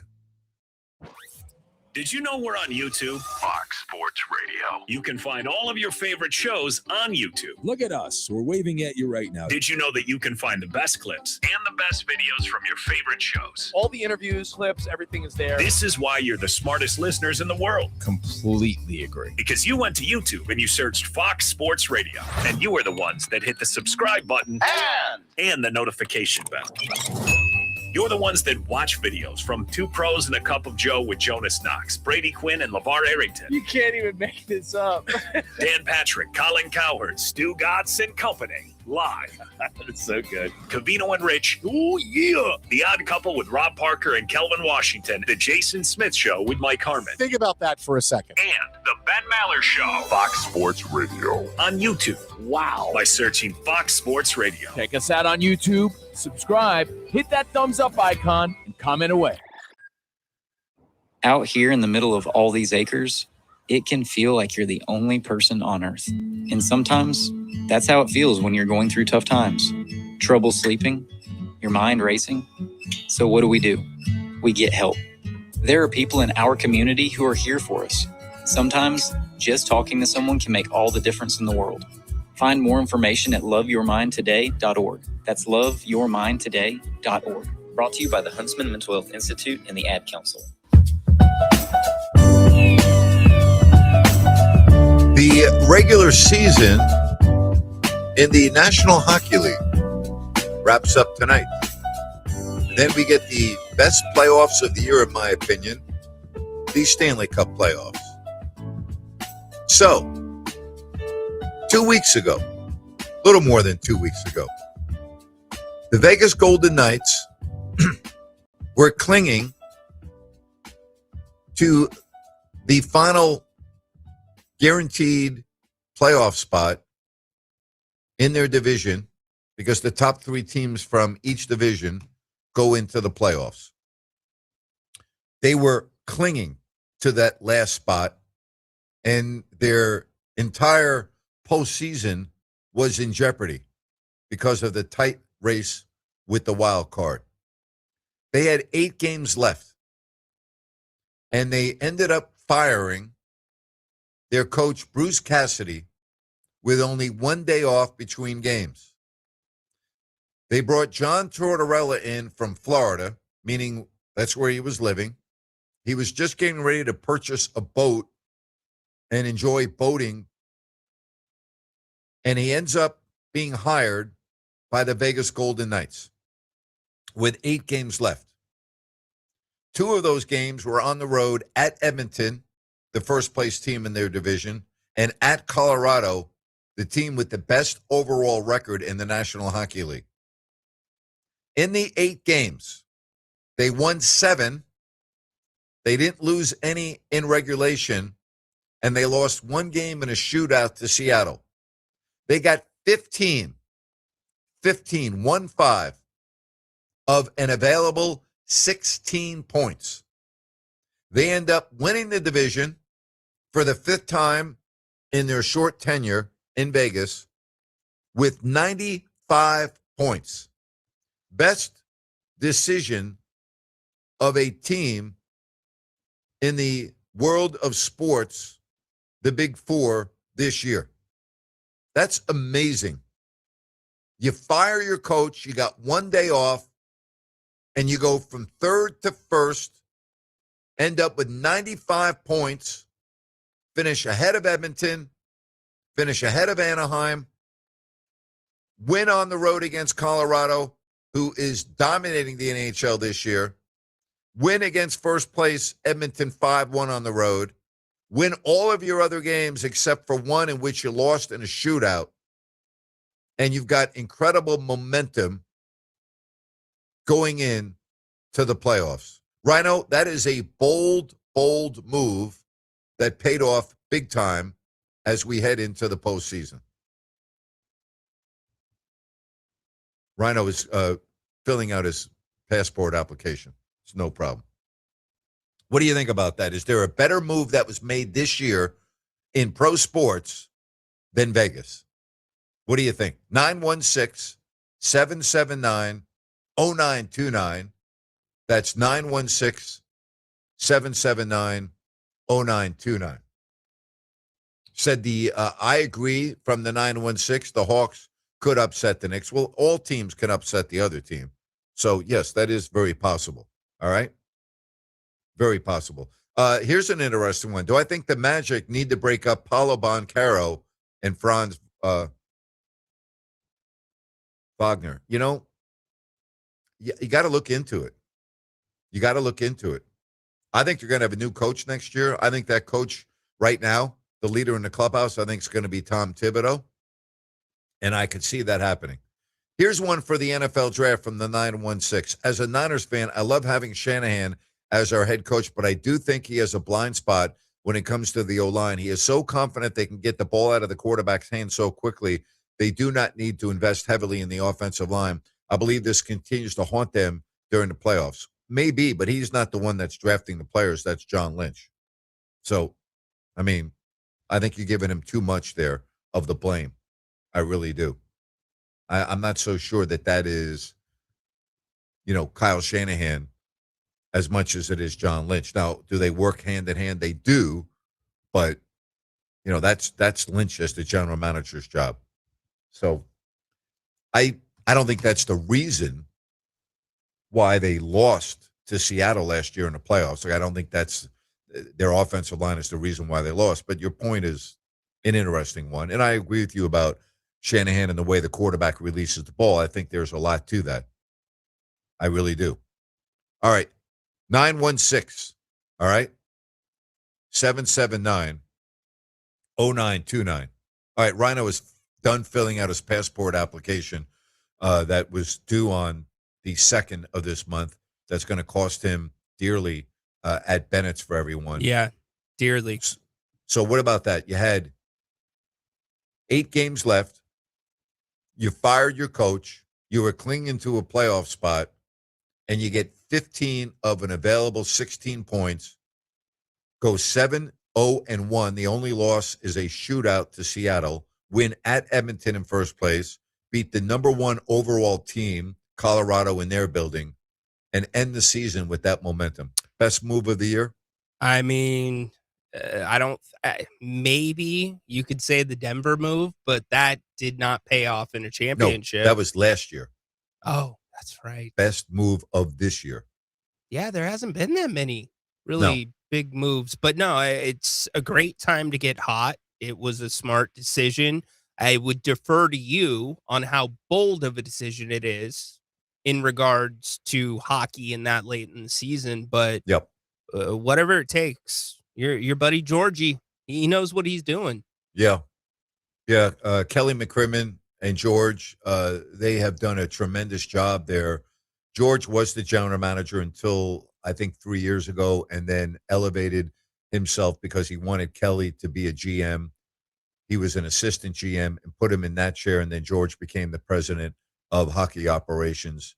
And really, they've done marvelous work there with the Stanley Cup and 5 division titles already. How relieved are you?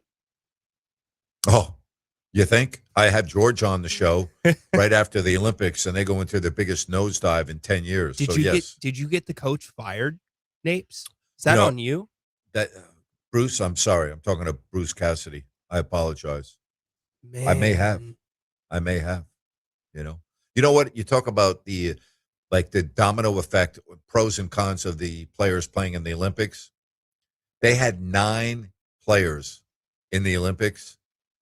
And I'm not using this as just the only excuse because other teams had players, but they had 9. I think it really affected them coming out of that break for a period of time. And I think it's maybe unfortunate that it fell on Bruce Cassidy because Bruce won a Stanley Cup there, just 2 seasons removed. But you know how it is in pro sports. Yeah. It's like, what have you done for me? What are you doing for me right now? Look at Mike Brown. Mike Brown is the unanimous coach of the year. Okay. Had never happened before. And then before you know it, he's fired and coaching somewhere else. Yeah. And tell me if I'm wrong or right here.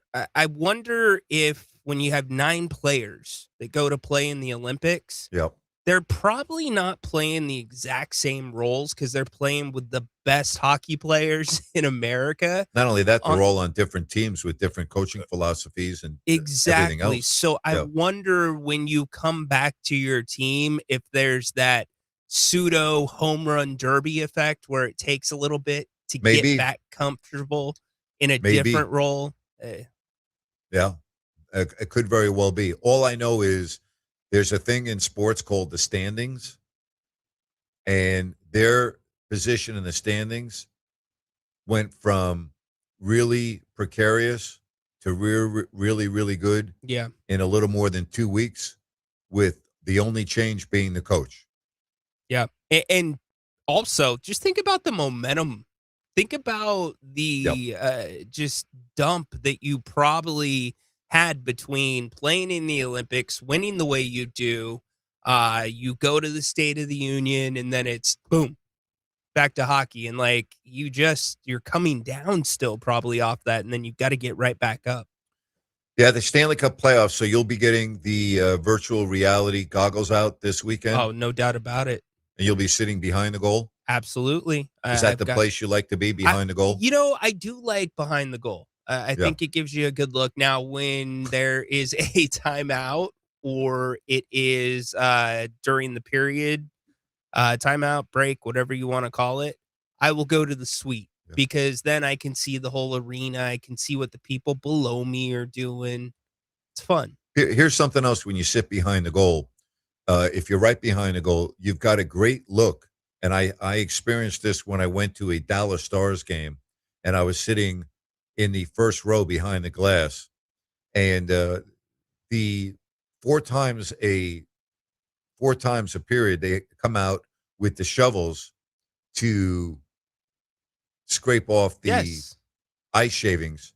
And in Dallas, they're not cheerleaders, but they are the young ladies that take care of that. And so they're also in a very clockwork fashion, synchronized. Their ability to do all of that in front of you, and they're beautiful as well, is quite entertaining to watch. You know, they must have rubbed off on the Florida Panthers because the Panthers had the same thing. Is that right? Yes, they did. How about that? Yeah. Very coordinated. Trash isn't it can amazing, that comes seriously, around. how coordinated that whole thing is? Yes. It's incredible. I'm trying, I was trying You to only have 60 seconds to do it. And I was trying to figure out how they divvied up the work to work together. The entire, each time they came out, it was very, very cool. See, I'm not the only one that thinks that, right? Nope. So you noticed that. Yeah. Lynn in the text says the Indy 500 has a VR feed. The NBA has one as well. You just don't get as many games. And I've said this before. I think it's the next step eventually where teams will be able to not only sell tickets to the game to go, but also digital tickets to see the game via VR from that seat, whatever it may be. One thing about Lynn that I don't agree with, he was talking about Manu Ginobili and the impact of him changing the game, that he felt that he was underrated and had more of a significance in that area than Steph Curry. I disagree 100%. He may have been underrated because he played on a team with other true stars, but he did not change the game more than Steph Curry. Yeah, Totally disagree. Yeah, with that. Lynn, don't take that take to the jungle, buddy. No. Not going to work out well. Oh, my gosh. Said nearly every arena has that type of ice scraping team now. Some are more homely than others. Yes. Homely? Said 12 rows up on the blue line is the best.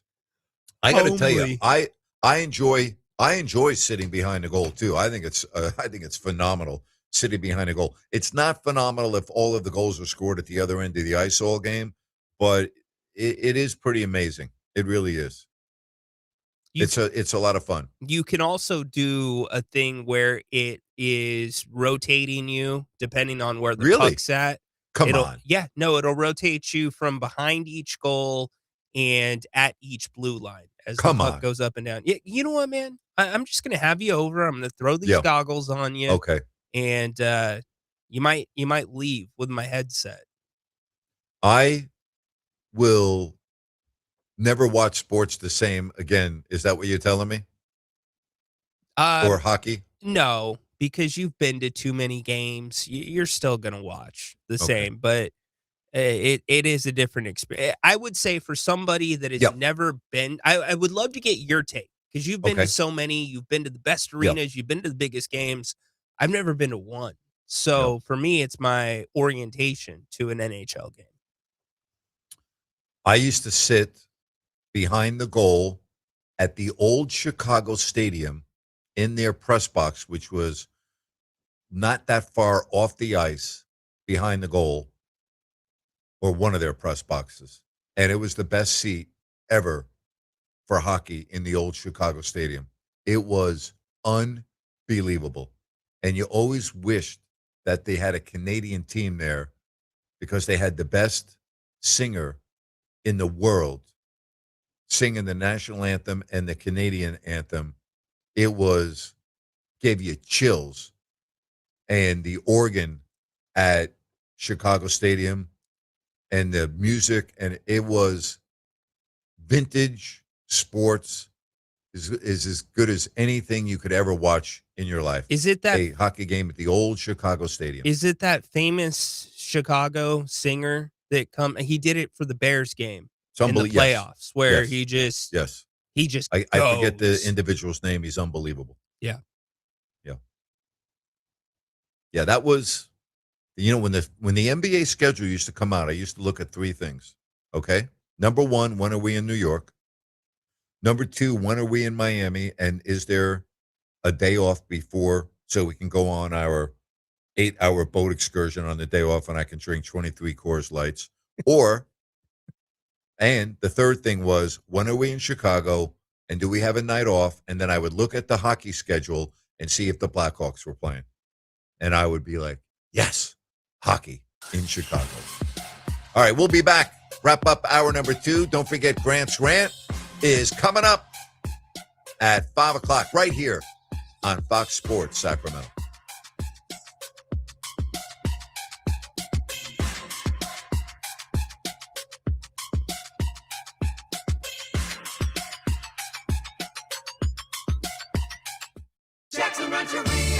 Let's go. Jackson. We're giving away life-changing cash at Jackson. Spin the super prize wheel, and you can win up to $1 million. Fridays and Saturdays, 5 to 10 p.m. Sundays, 2 to 7 p.m. Let's go.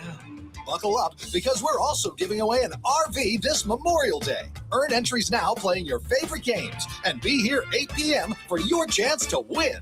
Let's go. Let's go. You know the songs, you know the sound. Now you can hear them live at Jackson.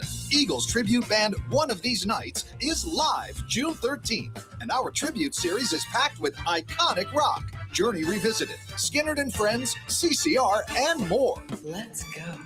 Let's go. Let's rock. The music and the wins are waiting at Jackson. Jackson. Let's go. You love your land. During Kubota Orange Days, you'll love all the great deals. With versatile compact tractors, professional-grade mowers, and durable utility vehicles, Kubota equipment can help you turn dream projects into reality. Kubota Orange Days is here, and so are the best deals of the year. Now through June 30th, get select compact tractors with 0% financing available or save up to $5,500. Sale ends soon. Go to KubotaOrangeDays.com or stop by your local dealer for more information. Investors, keep listening to learn how to get your free gold report. A currency crisis is upon us. The U.S. dollar has been the world's reserve currency for over 50 years, but that is changing. It's time to protect your retirement. decades of reckless borrowing and spending have critically weakened the dollar. The U.S. has become the world's biggest debtor with over $35 trillion in debt. Plus, the dollar's become weaponized. Countries are dumping it. Investors who wait until it's too late could lose big. There is one safe haven: gold. Diversify your portfolio with a physical asset they can't take away. Call the Reagan Gold Group right now and ask for your free gold guide. Here's our number: 800-941-4184. 800-941-4184. 800-941-4184. That's 800-941-4184. As veterans, we're no strangers to helping others. That's what we were taught, service before self. But we do have one question for the veterans listening. When was the last time you reached out for help? If you or someone you know needs resources, whether it's for stress, finances, employment, or mental health, don't wait. Reach out. Find more information at va.gov/reach. That's va.gov/reach. Brought to you by the United States Department of Veterans Affairs and the Ad Council.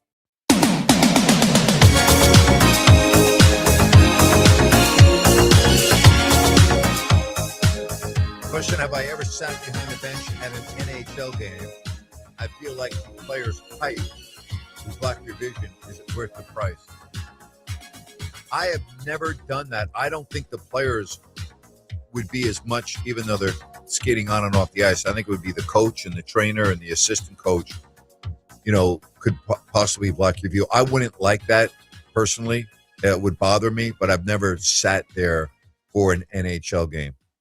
So it wouldn't be my preference. That is for sure. If you're would not be my preference. If you're going to a WWE event, front row or nothing. Front row on the floor or be in the stands. Yes. Wow. Somebody said, in all my years of sports travel, was there ever a louder NBA NHL stadium than the Madhouse on Madison? No. The old Chicago Stadium. And I was blessed to announce 3 years there of Michael Jordan before they moved into the United Center. And I will tell you that there was nothing like that arena when the Bulls were being introduced by Ray Clay. The animation on the scoreboard, even back then, the build-up to the introductions was unbelievable. Nothing like it anywhere in the league. So, no. The answer is no. Ryan, what's your best experience that you've had at a game? Arco, right? Would have to be one of the playoff games? Yeah, my best experience was Grant, help me out. You'll remember it. I think it was 2002, 2003, the Kings and the Mavericks. I believe it was a game 5. The Kings got behind really early, and Mike Bibby brought them back in the second quarter, and the Kings closed out the series that night. And that was electric. Absolutely incredible. And I was standing room only, so being able to look down on the entire arena and just see everything and high-fiving people that I've never met. Awesome stuff. There's nothing like being in the arena around thousands of other people that are doing what you're doing, cheering for your team. And we talk about life, right? Like if you're walking down a street in a city and it's not the city you live in, let's say, and you've got your team colors on and you see another person walking out of a store or whatever, like all of a sudden that person's like your best friend. Yeah. Whereas ordinarily you wouldn't even look at them and you wouldn't say hello. And there's something about sports, right? Especially at an airport. I've always talked about being at the airport after games. It's an incredible experience. Seriously. When the fans traveling when after the an fans NFL game and you see people from all over the country with their colors on, shifting, switching gates, getting on flights here and fly. It's unbelievable to me. When the last Seahawks game we went to, it was Seahawks Niners, and our flight down was flight up was filled mostly with Niners fans. And even that was a lot of fun, just going back and forth. Yeah. 916-779-0929. So you'll be watching hockey this weekend, or will you be watching the end of Cool Hand Luke? Has that expired? Do you still have it on your ability to watch it, or is it already? The answer to your question is yes. To everything. I'll be watching NHL, NBA, and a little bit of Cool Hand. What do you mean a little bit? You either watching the whole thing? Yeah, or that's what I mean. I'm going to finish it. A little bit of Cool Hand Luke. Okay. What are you waiting for? Are you waiting for the Cool Hand Luke 2 to come out? I was thinking about it. I was savoring just the excellence of the cinematography in the film. It's just, you got to take it literally scene by scene. It's just that good. Considering that I think most of the people that are in that movie are no longer with us, they've passed on. Cool Hand Luke 2 is probably not happening anytime soon. Somebody texted us earlier and said the female actor passed away today from Cool Hand Luke. Really? Yes, I will find it. Wow. They sent the picture too. So are you going to watch it or not? Yes, I am going to watch it. Are you sure? Okay. You know what? We will on Monday. We'll do a segment of my review of Cool Hand Luke. I will produce it. I'll make it fun. Right. Get some music and some You sound know that's drops. not happening. Promise you. Promise me about the Passport 2 on April 2nd. No, I bet you. I didn't promise you. Oh, that's true. You know what? That's very true. Good thing that wasn't on Prize Picks. Joy Harmon, I believe was her name, according to the texter. How old? 1940 to 2026, so 86. Yeah. San Diego State math there. Okay. I have to adjust something here real quick. Give me a second. No worries. Sorry, there's nothing I can do about my face. About what? My face. You know, Okay. there's no adjusting there. Okay. You're just going to have to deal with it. All right. The camera they have set up in my studio is moving a little bit, and I wanted to make sure it didn't fall. My bad. That's on me. That's okay. All right. Your camera's steady. It's good. You can see people walking behind you sometimes. Yeah. Got the team coming up and down. Actually got the little man in studio with me today. Yeah, how cool really is that? I'm happy that your son is there. It's fun. Bring son to work day. I like that. Yep. I told him it's bring Liam to work day. He goes, it's that. Bring your kid to school day. I'm like, no, it's bring Liam to work day. Yeah.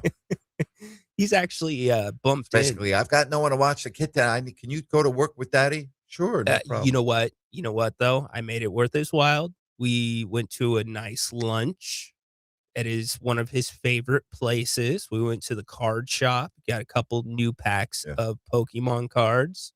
We also got a big Pokemon plushie shopping. You know, wow. You know, it was a real problem when I had to take my kids to work. They were really bothered by the fact they had to get to the arena at 2:45 in the afternoon and hang out and play basketball on the court before the players came out while I was doing my radio show. And then, hang out in the back room and then tough life, watch the game. And that was a really tough go to work with that day. And then, like getting around, going on private jets, sitting next to Rip Hamilton and just talking hoops. Yeah. Yeah. Poor things. I know. Can't believe they grew up normal. Yeah. Dad never experienced any of that. I can tell you that, unless you consider sitting in the bleachers. Okay, but you kind of did, though. I did. You know what I mean? I did. That's in a different way. Yes, correct. And you've you've paid it forward to your sons, and to a degree, you've made it better, right? Because of the access that they had, the experiences they had around the player. That's so cool. How much, we always talk about you getting hit up for tickets. Were they constantly getting hit up about you? Like, hey, can you get my dad's autograph? Can you get me tickets? All the time. My gosh, all the time. Yeah. The worst was around the holidays. Like everybody, and I was very open about it. I'm like, hey, if it was a really, really, really close friend, I would do it. But I'm talking about a handful of people that would. And if these guys are getting hit up and this was when the Kings were in the early 2000s. Ooh. And I used to hate that. Yeah. And they would have been, well, let's see, like middle school and grade school then, right? Well, my kids were born in 96 and 98. Okay. So, yes, but you were talking about grade school through that era. Right. For a lot of my friends' kids, right?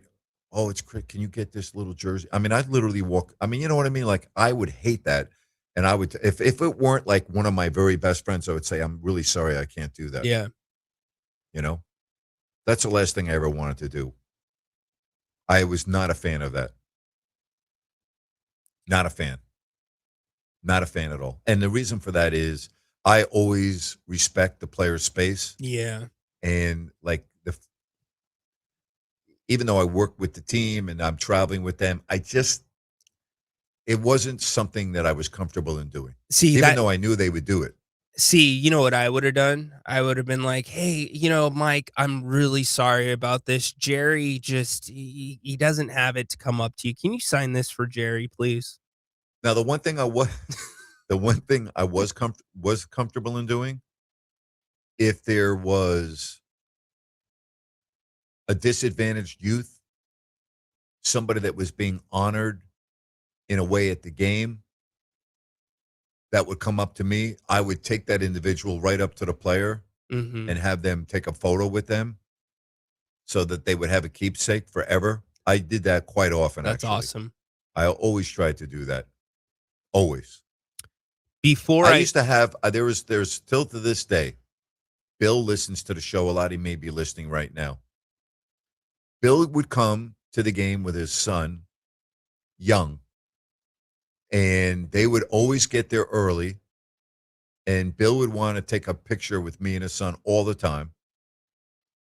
Bill, you weren't at the remotes because you were working behind the glass, but he's been to both remotes that we've done at Bennett's since I started doing the show on September 2nd.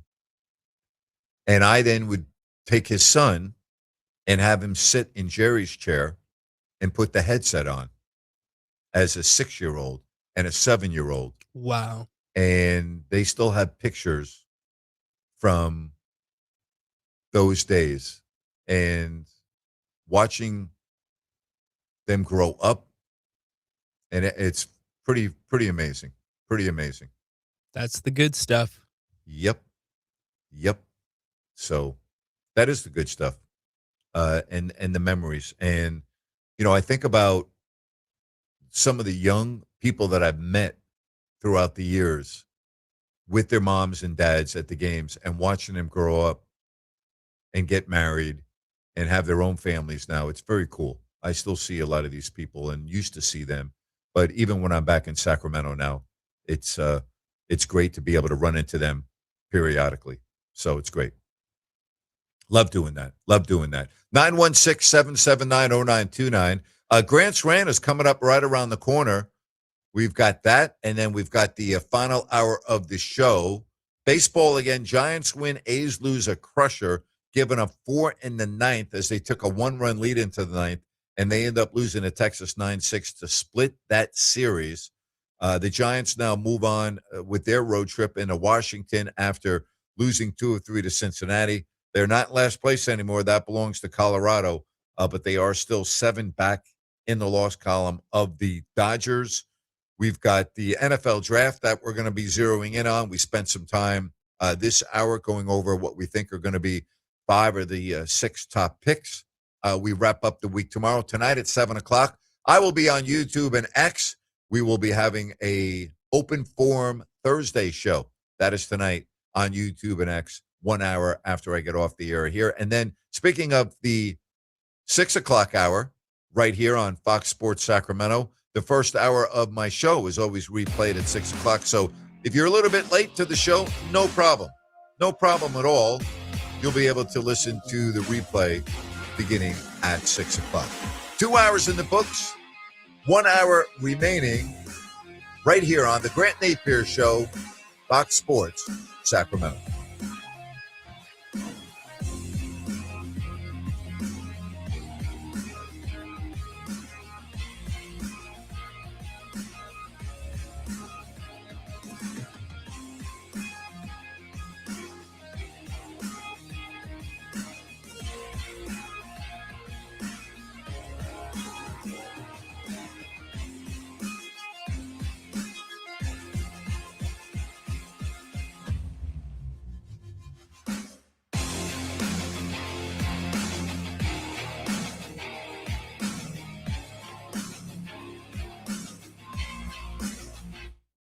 Listen up, guys.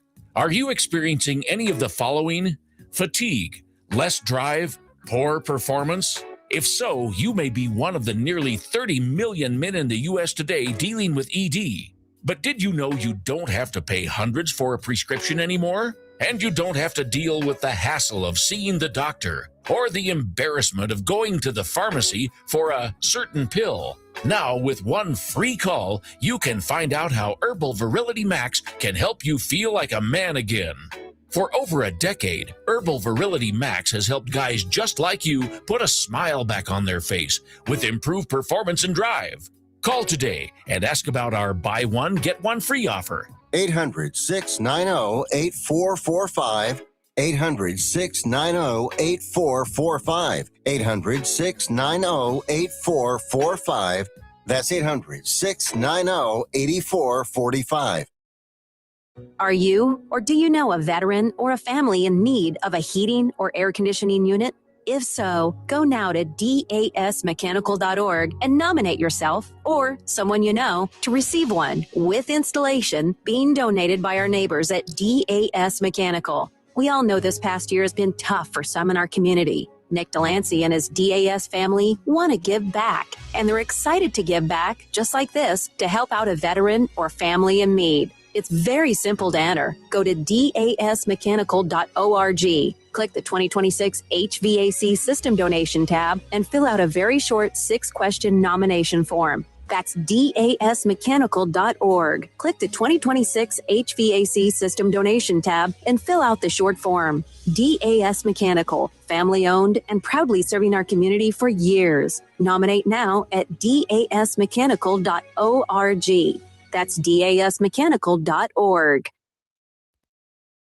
I'm Dan Patrick, and this is Above the Noise. When people talk about rebuilding a program, they normally start with talent. That might be the easy part. The hard part is everything you don't see. That's where Kurt Signetti has made his living. With every stop, Coach Sig has made one thing clear. Details matter. Culture matters. It didn't take long for that message to land at Indiana, and it's not going away anytime soon, because even when the Hoosiers pulled in one of the top portal receivers in Nick Marsh, the introduction was the same. You're wearing gold cleats at practice? Not here. Sounds trivial. Shoes don't win games, but that's not the point. Signetti is about eliminating anything that pulls focus from the team. Culture isn't built in front of a microphone. It's built in moments of preparation when nobody's watching. That's the thing people often forget about turning around a program, whether it's basketball, football, or really any sport. They change when the roster truly understands what matters most, and coaches who know how to implement that message, no matter the talent or the engine. I'm Dan Patrick, and this is Above the Noise. These days, everybody's searching for ways to save on insurance, scrolling comparison sites, digging through tips, chasing deals, but Liberty Mutual makes it simple. Liberty Mutual customizes your car and home insurance to save you money. And when you bundle, those savings really come through. It's insurance built for real people with a team that goes above and beyond to help you keep more of what matters. No hunting, no hassle, just confidence that your coverage customized with savings in mind. Start your quote at libertymutual.com. A personal question. Have you ever wiped with a piece of dry, single-ply toilet paper and wondered, is this as good as it gets? Well, it's not. It's a whole lot better thanks to the wet, extra-large cleaning power of Dude Wipes. They comfortably clean up whatever toilet paper leaves behind. You can make the trade of the season. Switch from toilet paper and start experiencing the confident clean of Dude Wipes. Available at Amazon and at major retailers nationwide. Dude Wipes, best clean, pants down. Grant Napear is back every weekday afternoon, 3 to 6. This is Fox Sports, KSAC 890 AM Olivehurst, K284CM 104.7 FM Sacramento. It's time for Grant. All right, what do you have for me, buddy? All right, Napes. Damon Jones, ex-NBA player who has federally been charged in the gambling scheme affecting the NBA. He reportedly was giving information on LeBron James and Anthony Davis injury statuses to gamblers. He is changing his plea to guilty, Grant. The other two are remaining in Rozier and Mr. Chauncey Billups. Not guilty, but that's not good. Usually you change your plea, you might be talking. So we'll see what happens there. Second off, federal prosecutors are alleging that former college football player from Alabama concocted a scheme where he secured nearly $20 million in loans that involved dressing up and impersonating NFL players. Think about this, $20 million. His name was Luther Davis, and he identified as Falcons quarterback Michael Penix Jr., free agent tight end David Njoku, and Packers safety Xavier McKinney, securing loans from various agencies, ESPN reported. Key thing here, dressed up and impersonated. Unbelievable. Seriously. What's wrong with this world? Do I have a third option, or is that it? That's it, buddy. Well, what is going on in our society today? Like the fraud, like the people stealing your ID, right? Getting in your personal information, your bank accounts, your phishing online. Like, what is going on? Seriously, you got an individual that is dressing up. Like, what does that mean, dressing up? You're going to look like Xavier McKinney, the safety for the Green Bay Packers one day, and the next day you're going to look at, like, how does that work? And, like, Ryan, did you say $20 million he secured?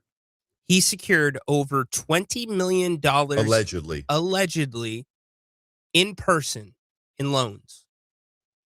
I could do a rant on this all day long. I'm just blown away at the cheating and the deceitfulness that goes on in our society. I mean, it's unbelievable to me. And you know what? It's also unbelievable is that these individuals think that they're going to be able to continue to do this and get away with it and not be caught. Like, you're going to get caught. Like, you might live a great life for a month or 2 months or 3 months, and you might be, living the life of the lifestyles of the luxury, the rich and the whatever, right? The rich and famous. And then guess what? You're not going to be living the lifestyle of the rich and famous because you're going to be incarcerated, and you're going to be living in a little cell with a toilet with a roommate, and you are going to be able to get out of your cell occasionally to go eat and go exercise, and then you're going to be right back in your cell. Like, is that worth it? Is that something that you think is worth living the lifestyle of a rich and famous person for a period of time? And what about the people that are securing these loans and giving out this type of money? Like, are you stupid or what? Seriously. Like, how does this happen on both ends? It's just incredible to me. And then I read stories from our well-known athletes that were taken advantage of in a Ponzi scheme or this scheme or that scheme, and they've lost all of their money, and they're down to ground zero because they got into a bad investment that wasn't really an investment. It was a scam. Like, what is happening? And it just goes on and on and on. And it goes back to the notion, can you really trust anyone anymore? I guess the answer to that question is no. We see cheating all around us. It's everywhere, right? That's why you have, like, identity theft that goes on all the time. How many of us have been victims of that? Probably most of us, right? How many of us have had our social media account hacked. And then you got stories like this. Over $20 million reported. And I don't understand this. I'm trying to put like it all together. Where'd you say he went to college, Alabama? He was a football player at Alabama. Really? Roll Tide. Roll Tide right into prison. I can't imagine this individual is going to be seeing the light of day after he's convicted. I would think he's going to be convicted, correct? What are the charges? Do you have more information? Sure. I mean, we can roll through Is this. it a federal? Did you say it was a federal indictment? It's a federal indictment because the banks, usually it will be federal because the banks are federally insured, right? So, federal prosecutors, we hit that. Let's see. Georgia business owner CJ Evans, who partnered with Davis, is also alleged to be involved in the scheme. Through the New York Post. According to federal court documents viewed by ESPN, the two men allegedly ran the scam from May 2023 through October 2024. The NFL players had not authorized any of these loans, and the email addresses associated with them were set up without their knowledge. The absurdity of this case comes in the fact that Davis is alleged to have shown up dressed in disguise and impersonated the players. Wow. Unbelievable. At closing meetings for the loans, while also fabricating financial statements, Secretary of State documents, and bank statements for companies associated with the players. Unfreaking believable. I can't really rant on this more. I mean, it's not a great rant today. I'm more appalled than anything else. And you know what? I'm not even surprised anymore with these stories. I guess that's the saddest thing. When I hear things like that, I raise my eyebrows a little bit, but I'm like, well, that's the world we're living in. Seriously.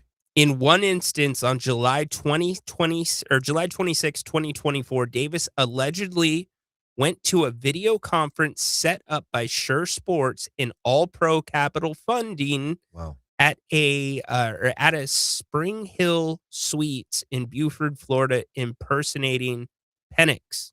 He showed up to the meeting with a, quote, do-rag style head covering. Unbelievable. And gave a fake Florida license in order to secure the $3.3 million promissory note from All Pro Capital. Wow. Okay.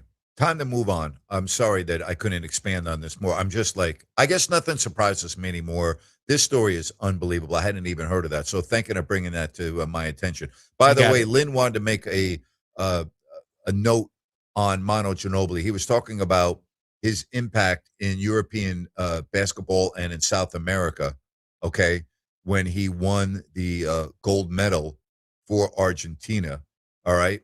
So, like, he was extremely influential in the international game. I would agree with that, all right? But when you say he's a very, very underrated player, I don't know if I would agree he was a very, very underrated player. I might say underrated. I don't think he was a very, very underrated player like you did. Just my opinion. But, yeah, he had a huge impact on international basketball. There's no question about that.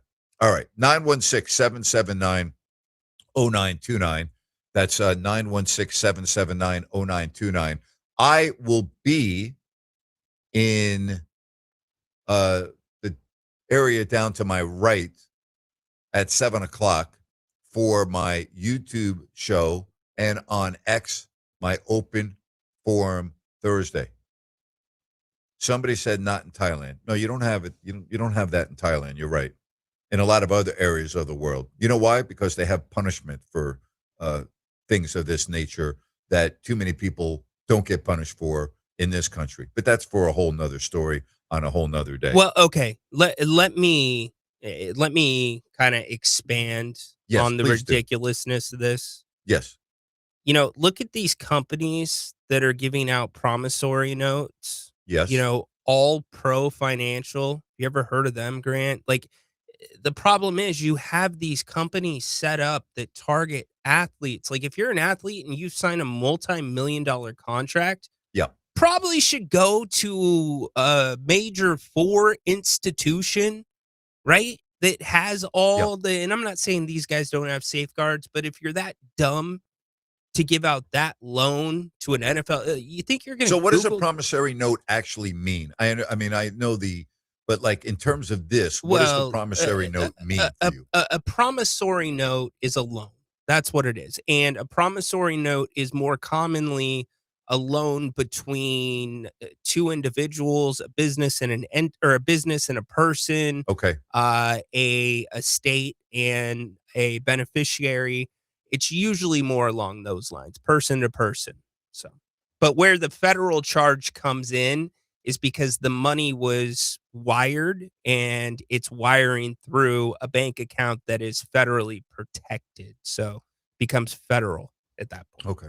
By the way, not to get off on a tangent here, but I was doing the show, my Open Forum Wednesday show, and I was asked a lot of travel questions, and they wanted me to do a travel segment. I'm like, I don't know if I can do it on a sports show like this. It's better suited for a podcast. But just so, and I was thinking of you because you're getting a passport, hopefully before passports become obsolete, about travel. And somebody asked me my 3 favorite places that I've ever been, because I've been blessed to travel to a lot of areas of the world. Not all of them, but enough. And I had a tie for number 1. It would be Switzerland, tied with Thailand. So it would be like a 1A and a 1B, and I would flip a coin. Okay. And if it came up Switzerland, I'd be fine. If it came up Thailand, I'd be fine. And then a very close third to that, and it would be Italy. It's a fascinating country. I love it. The beauty, everything else, it's incredible. Fiji, I've been to, is spectacular, but it's a whole different vibe than, let's say, going to Italy, right? Your beach, tropics. The Fijian people are as nice as any people I've ever met anywhere in the world.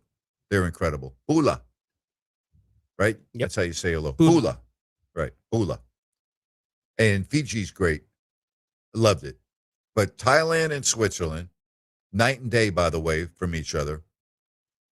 1A and 1B, Italy right there. It's hard for me to mention 3. I love going to Montenegro a couple of years ago. Spectacular country and region of the world.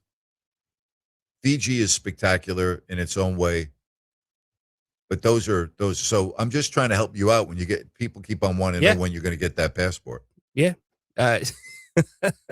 You know what I love about traveling around the world, and this is part of the rant, okay, is that there are so many other areas of the world where they are not immersed 24 hours a day in social media, and their lives are not clouded and bothered by all the nonsense on social media. Like, they don't live their life that way. They don't waste their time on stupid stuff like we do in America. We do. We spend a lot of time wasting our time on things that we shouldn't be, just like that take our time, that are stupid.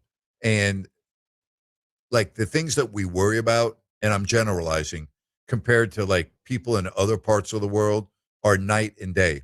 And it's kind of refreshing when I do get out and about and I travel and see the things that we worry about in this country, or fret over, or argue over, or debate over, that aren't even part of a individual's thought process in another part of the world. Yeah. Because they're out enjoying life, they're working hard, they're like not caught up in all of this nonsense.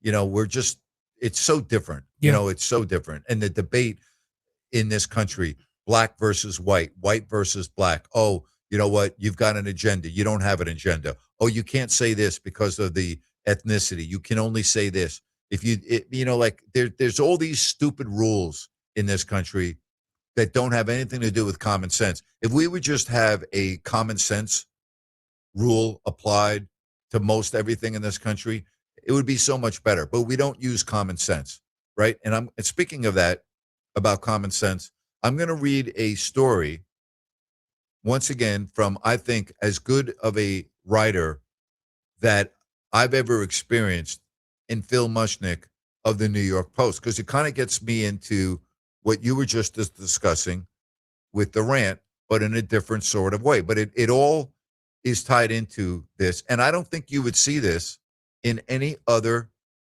country in the world. And this is from Phil Mushnick. And it's a big debate that goes on in this country that I don't think is debated in a lot of other places around the world. He starts off by saying, I've always held a twisted fondness and crooked grin for the do as I say, not as I do folks on our lives. Mayor Rudy Giuliani forbade anyone in his administration from consorting with convicted felons.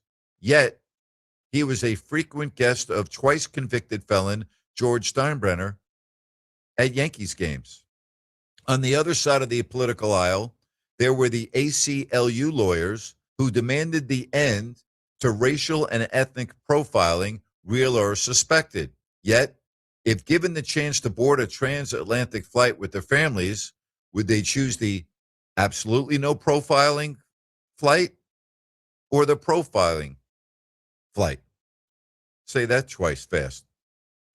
Absolutely no profiling flight or the profiling flight. In this age of raging self-entitlement, there's no shortage of those who, excuse the indelicacy, make us want to puke.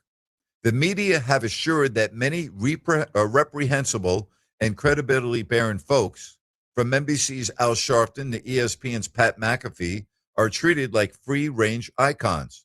Thus, a repulsive figure such as Megan Rapinoe, whose abhorrent, self-smitten conduct as team captain helped turn much of the United States against our own victorious Women's World Cup soccer team. She took a disgusting, all-about-me victory lap after scoring to make it 9-0 in a 13-0 mismatch versus Thailand. Still must be heard as if her opinion of the world is at least as important as, say, LeBron James paid to be stupid opinions on behalf of Nike and communist China.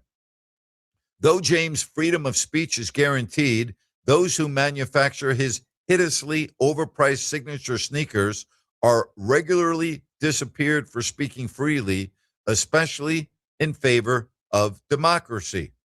Last week, Rapinoe, still a go-to media regular, ripped the IOC for its practical fair play decision to disallow biological males and highly dubious females from competing in women's events.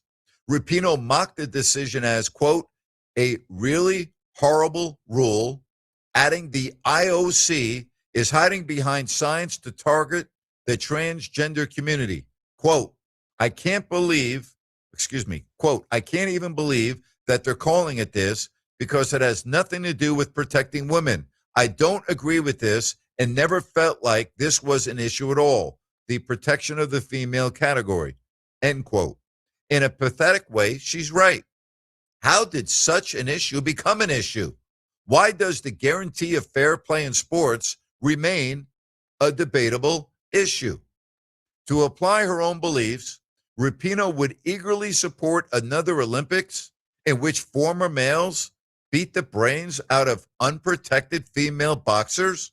Is she woke or unconscious?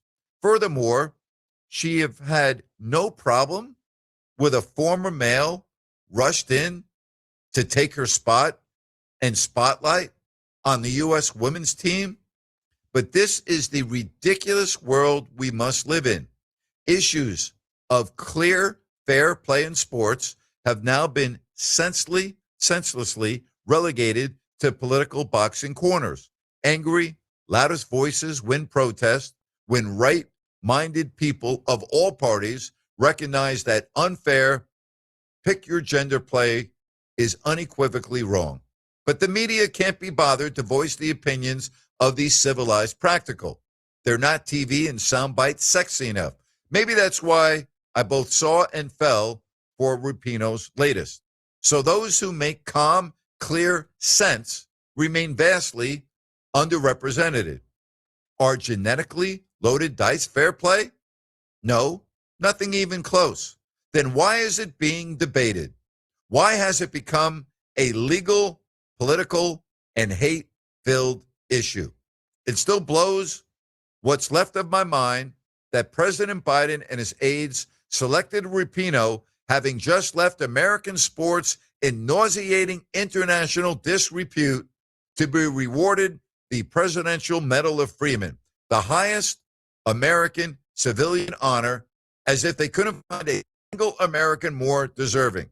I suppose Biden should have been grateful that the ceremony didn't begin with our national anthem or Rapinoe, true to her publicly displayed grandstanding convictions, would have had to have sunk to a knee while turning her back to the American flag before receiving the greatest honor the country could bestow. In the immortal plea of Quasimodo, sanctuary, he too has heard enough. Again, that whole column goes back to one thing and one thing only: common sense. We don't apply common sense in this country. We apply wokeness, double standards. We apply hypocrisy. We apply nonsense. But we don't apply common sense. And that is my 20-minute rant for today. Common sense, that is very much a part of business at Village Financial Group. It's why they've been so successful. Because in addition to being really, really good at what they do, common sense very much comes into their decisions when it comes to home loans, helping you out, buying your dream home, selling your home. Maybe you are looking to take equity out of your home with a home equity line of credit. Common sense very much is in store and in order at Village Financial Group. They are really good at what they do. It's like a white glove boutique shop experience from the start line to the finish line and everything in between. Spence is great at what he does. He's been doing it since 2000 at Village Financial Group, broker owner of Village Financial Group. Call him, text him at 916-805-4868. That's 916-805-4868. Make sure you check out their website, vfgloans.com. You can learn everything about their business, and you'll find thousands of available listings for purchase. It makes sense to call Spence at 916-805-4868. Village Financial Group, looking out for your best interest. When we come back, we'll get to a call in Orange County and more. That's next, right here on Fox Sports Sacramento. We are Fox. Building friendships and bonding with family. It's what people experience during a day out at Golden State Shooting Center. Only moments outside of Sacramento. Golden State Shooting Center is a favorite for those who love the sport of trap, skeet, and sporting clay target shooting. It's also where the California Youth Sport Shooting Association trains and competes. New teams are being formed, and if you've got a son or daughter in high school, they can compete for college scholarships. Learn more at goldenstateshootingcenter.com or call 916-539-8544. Homeowners, for any electrical project you need done, trust the good dudes at Gabrudes. Locally owned, 5-star service experts, always transparent prices and solutions. Say goodbye to your electrical issues. Call Gabrudes or visit Gabrudes.com. Gubruds. Investors, keep listening to learn how to get your free gold report. A currency crisis is upon us. The U.S. dollar has been the world's reserve currency for over 50 years, but that is changing. It's time to protect your retirement. Decades of reckless borrowing and spending have critically weakened the dollar. The U.S. has become the world's biggest debtor with over $35 trillion in debt. Plus, the dollar's become weaponized. Countries are dumping it. Investors who wait until it's too late could lose big. There is one safe haven: gold. Diversify your portfolio with a physical asset they can't take away. Call the Reagan Gold Group right now and ask for your free gold guide. Here's our number: 800-941-4184. 800-941-4184. 800-941-4184. That's 800-941-4184. After an accident, insurance will try to settle fast for less. If you accept, you will regret. So talk to the accident guys first. 877-888-GUYS. Need an accident attorney by your side? All you got to do is call the accident guys.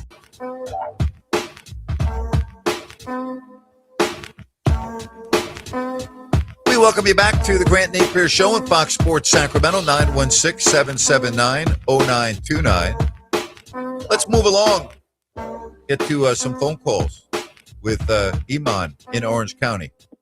Let's see here. Let me get you Hey, on. Grant, There how we you go. doing? What's going on, buddy? How are you? Good. Long time no talk. Well, 10 days or so. What's happening, buddy? Number one. Number two.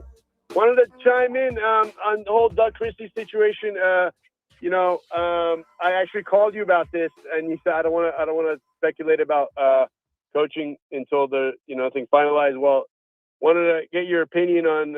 I know you work with him, and he's a friend of yours, irrespective of the social kind of objective hire. In my opinion, I like Doug as a player. He's a phenomenal defensive player, passionate guy. It's not translating as a coach. All right. So some coaches could make, teams that don't have a chemistry gel. Those are the best coaches.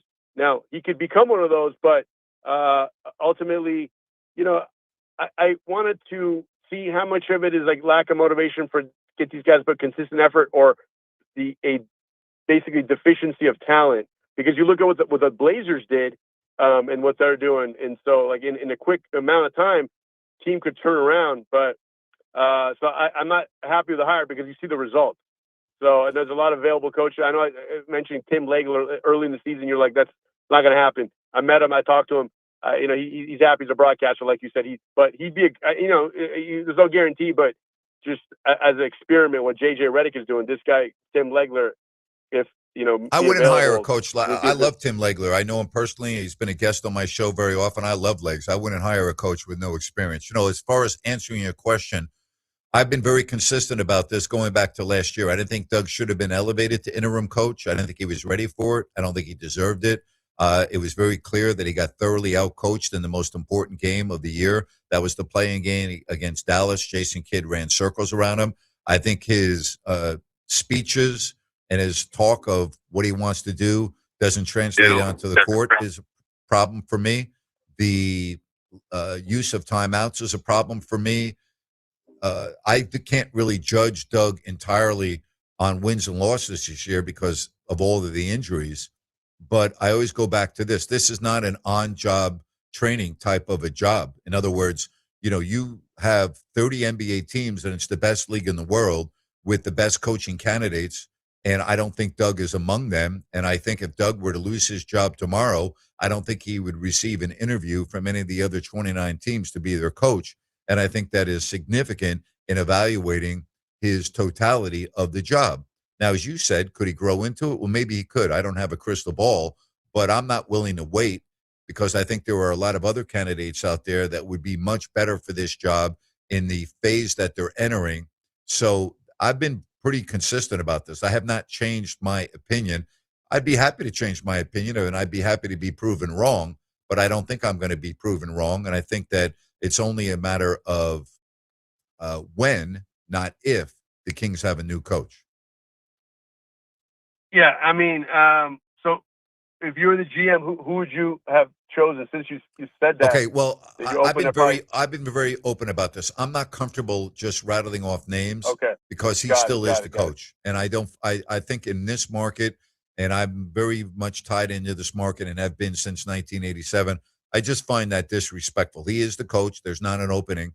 If there does become an opening at some point, I'll be very happy to mention the names. But right now, I'm not really comfortable in doing that because he is the coach of the team. No, that makes sense. Very diplomatic and nice of you. And then I wanted to see, rant about Davion Mitchell scoring 28 points on the freaking Heat. Kevin Huerter doing pretty good. I'm sure hopefully he's going to give him PT and the Pistons. It's just heartbreaking to see these players who are flourishing. I want to say Kevin Hurt is flourishing, but Davion Mitchell is for sure. How about Keon the Ellis? Offensive end. Right. Unbelievable. I mean, you got these gems and you're giving them away. You got to put the right platform. So, I mean, I know some of that was on Mike Brown, but I mean, probably most of that. But it's a situation where, I don't understand why the GM, I feel like, needs to have more of a role in basically realizing and being patient. Like you buy Tesla stock, you got to hold on to it if you believe in it long term, but not you sell it at $17. So which is what De'Aaron Fox, he's kind of had a mediocre time. I mean, Wemby's carrying that team, but then you look at Harrison Barnes. Anyways, the point is, it's just it's like you dated like Mila Kunis, like and then and then you break up with her. It's ridiculous. It's very frustrating. So, but lastly, I want to get your opinion. The fact that I got to see professional Hannah Storm interviewing professional wrestlers right after the WNBA player. It's just ridiculous that the WWE is, whatever it's called now, is on ESPN. What are your thoughts on that? I mean, it just discredits this type. It's basically like monopoly money being on CNBC. I mean, it completely discredits the sport. I mean, I don't follow. What do you think I'd about have to bring Ryan in to help me out on this. I don't follow the WWE. I don't know anything about it. It's not something that's on my radar. It's fake. Everything is fake about it. You know what? Again, but you're asking me. It's a multi-billion-dollar enterprise, is it not? Yeah, but then when everything is already scripted in advance. It's not like all right. So let me ask you. So your point, I'm trying to follow you, and I appreciate you bringing it up. So your point is simply what? It shouldn't be on ESPN. No, it shouldn't be on there. Like the Hannah Storm's interviewing like this like athlete about like what happened. It's probably fake makeup. It's ridiculous. It's what I mean. It's like the Three Stooges being interviewed by like Walter Cronkite. I mean, I don't want for the it's ridiculous. It's like if it's entertainment, it's one thing, but it's not. It discredits the sport, kind of like the news culture aspect. And as a sportscaster, what do you think about the fact that it's basically Hulk Hogan being on like Fox Sports? Well, like, I don't do it. I mean, you never heard of Ryan does it, but that's different. He can do whatever he wants with that. I don't do it. I've never had a WWE individual wrestler, anyone in their business on this show. So I don't go there, but that's just me. There are others that do. The reality is there are thousands and thousands and thousands and thousands of people that love it and want it. And to be quite frank with you, if I did a wrestling segment once a week, I'd probably have a lot of people listening to me, but it's not me. It's not who I am. And so I'm not going to go there. If Ryan does it, he'd probably have a lot of people listening to him. So I'm not really bothered by it. Here's the way I would answer that question. If you don't want something, turn the channel.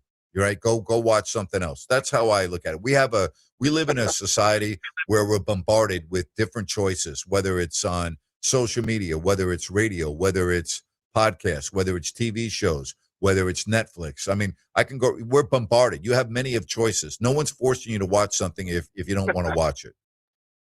Yeah. No, I guess the point of it, and my take is going from something that seems kind of like serious, topic, like talking about the injury of Bam Adebayo from the dirty trip by Ball, which is crazy. Like I totally lost respect for him on that, by the way.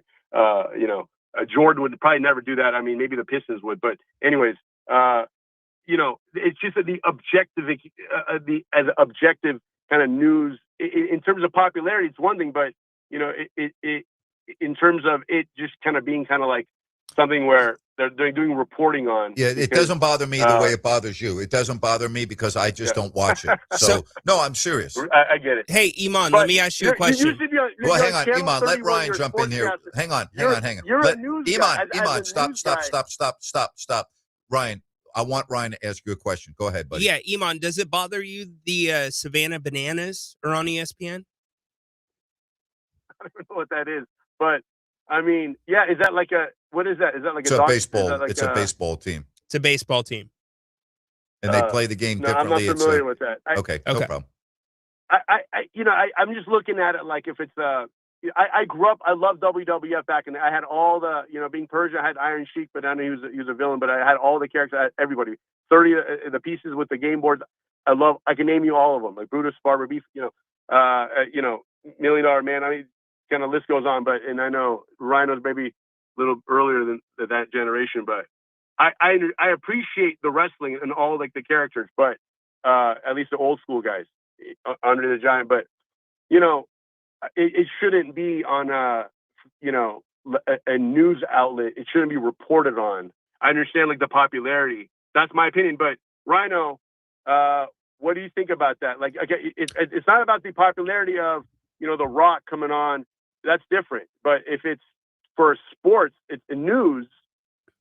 It's almost like the nightly news reporting on like Looney Tunes. What happened in Looney Tunes? That's the equivalency. A couple things. The WWE did not approach ESPN. ESPN approached the WWE. They've purchased the rights to all of their major, what they call premium live events now. So it's an ESPN thing, not a WWE thing. What I would tell you is you're either going to have black or white, where it's going to be somebody like you, like, what the heck? Turn the station. What are we doing? And then you're going to have the other side that's eating it up because they appreciate the WWE and sports entertainment for what it is. Yes, outcomes are predetermined, but there's a suspension of belief, right, when it comes to certain things. And quite frankly, the things they are doing in the ring, I mean, they're recruiting Division I athletes from Alabama that played football. They're doing athletic things in the ring. The bumps they're taking are real. It's just the outcome is predetermined. So I get it. There's a lot of people tuning in for it. Let's just put it that way. Okay. Yeah. I mean, but you guys understand my point, right? It's literally like, yeah, we got you. Hey, yeah, we appreciate the call. Appreciate it, guys. You cheers. take Have a care. good All one. right, you too. When we come back, we'll get to Bill in Citrus Heights and some more calls right here. The final segment straight ahead on Fox Sports Sacramento. This is Kurt Bagelman. Does your business need more customers? If you said no, congratulations. If you said yes, then you need to consider advertising your products and services. People need to know you exist, and then why your business is worth considering to spend their money with. You also need to advertise to the right audience. For example, Sports Talk listeners have disposable income. They own homes, they're employed, and they earn six-figure incomes. And importantly, Sports Talk listeners listen longer, so your advertising message has more opportunity to be heard. Does your business need more customers? If the answer is yes, then give me a call to schedule a conversation. We'll discuss your objectives, talk about potential strategies, and also determine if Fox Sports Radio is a good station for you to consider. Call me, 916-779-0914. Radio gets results, and we are here to help. Call 916-779-0914.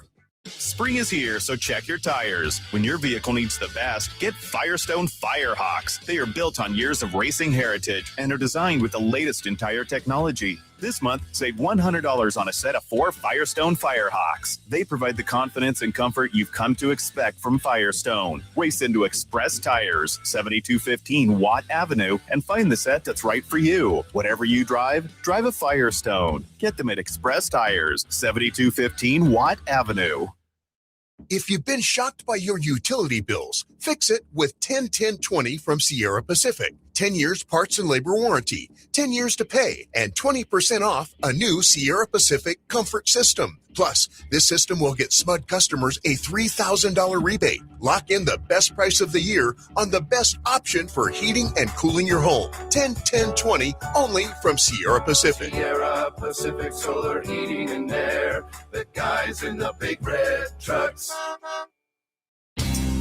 You've been saying you're going to pay better attention to your home's honeydews. Check one off your list right now by calling Gabrud Services to schedule a 12-point inspection of your home's electrical system. The safe rule of thumb is every 5 years for an inspection. If it's been 5 years or more, call Gabrud's now. A qualified technician will provide a thorough inspection of the electrical system to ensure it's safe or alert you to potential problems. At Gabrud's, electrical work is all we do. We are the area's recognized experts for anything electrical, and our number one priority is ensuring your home and family are safe. You've been saying you'll pay better attention to your home. Stop saying it. Make the call to Gabrud's. Talk with a real person and schedule your 12-point inspection today. Gabrud's, locally owned for more than 30 years. Gubrud's. Call the good dudes at Gabrud's. Gubrud's. Gabrud's.com. Have you ever tried to buy gold and silver and felt like you were talking to a used car salesman? That's because the precious metals industry is like the Wild West. Salesmen can say pretty much anything or make any promise they want without repercussion. But Genesis Gold Group is different. They're a faith-driven Christian precious metals company and believe in educating their customers, not pressuring them for a quick sale. Genesis Gold Group focuses on customer service, not sleazy marketing. Genesis Gold Group is named after the first book of the Bible for a reason. Proper stewardship of wealth is their specialty. Find out why they've earned a 5 out of 5 rating through the Better Business Bureau and how they can help you secure your wealth or retirement through physical precious metals. Call right now to learn more. 800-497-8464. 800-497-8464. 800-497-8464. That's 800-497-8464.